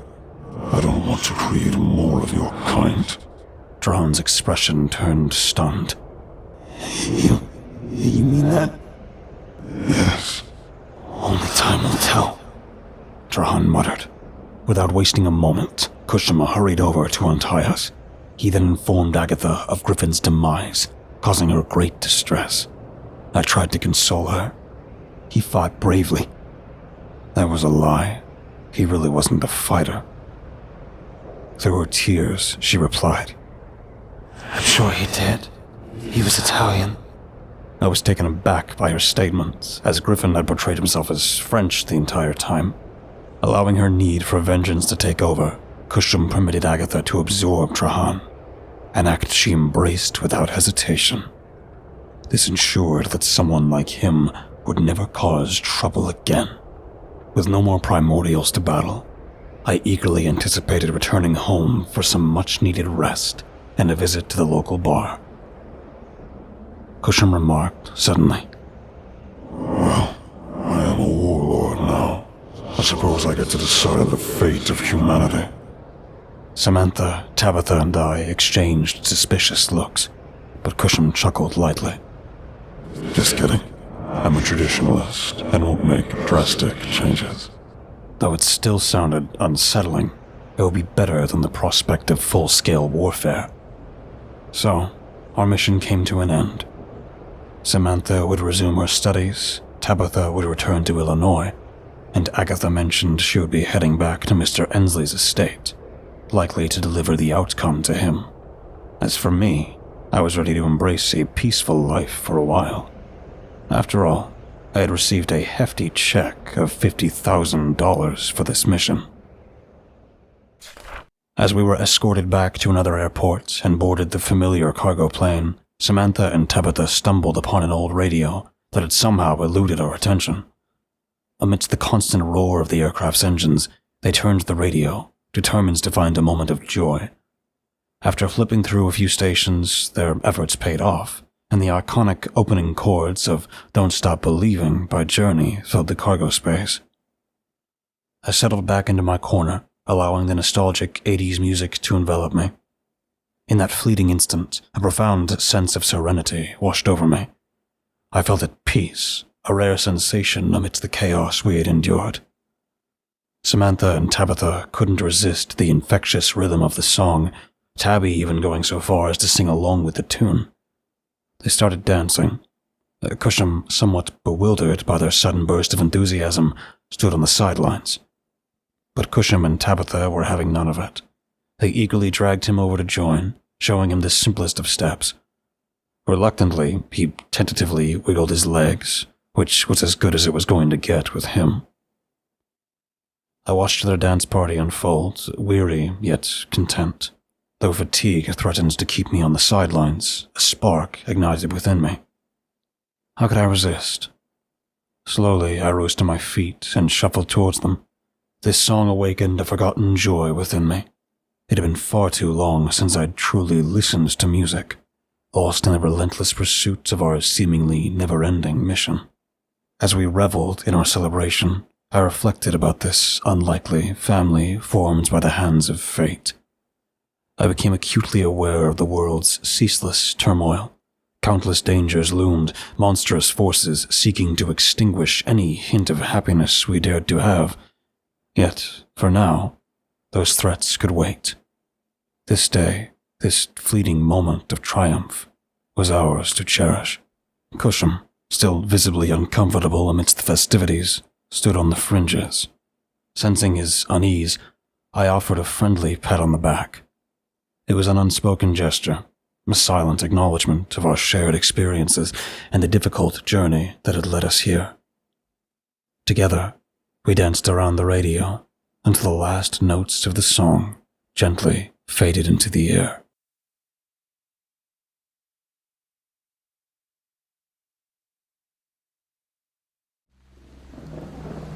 Thank you for listening and delving with me into the dark together.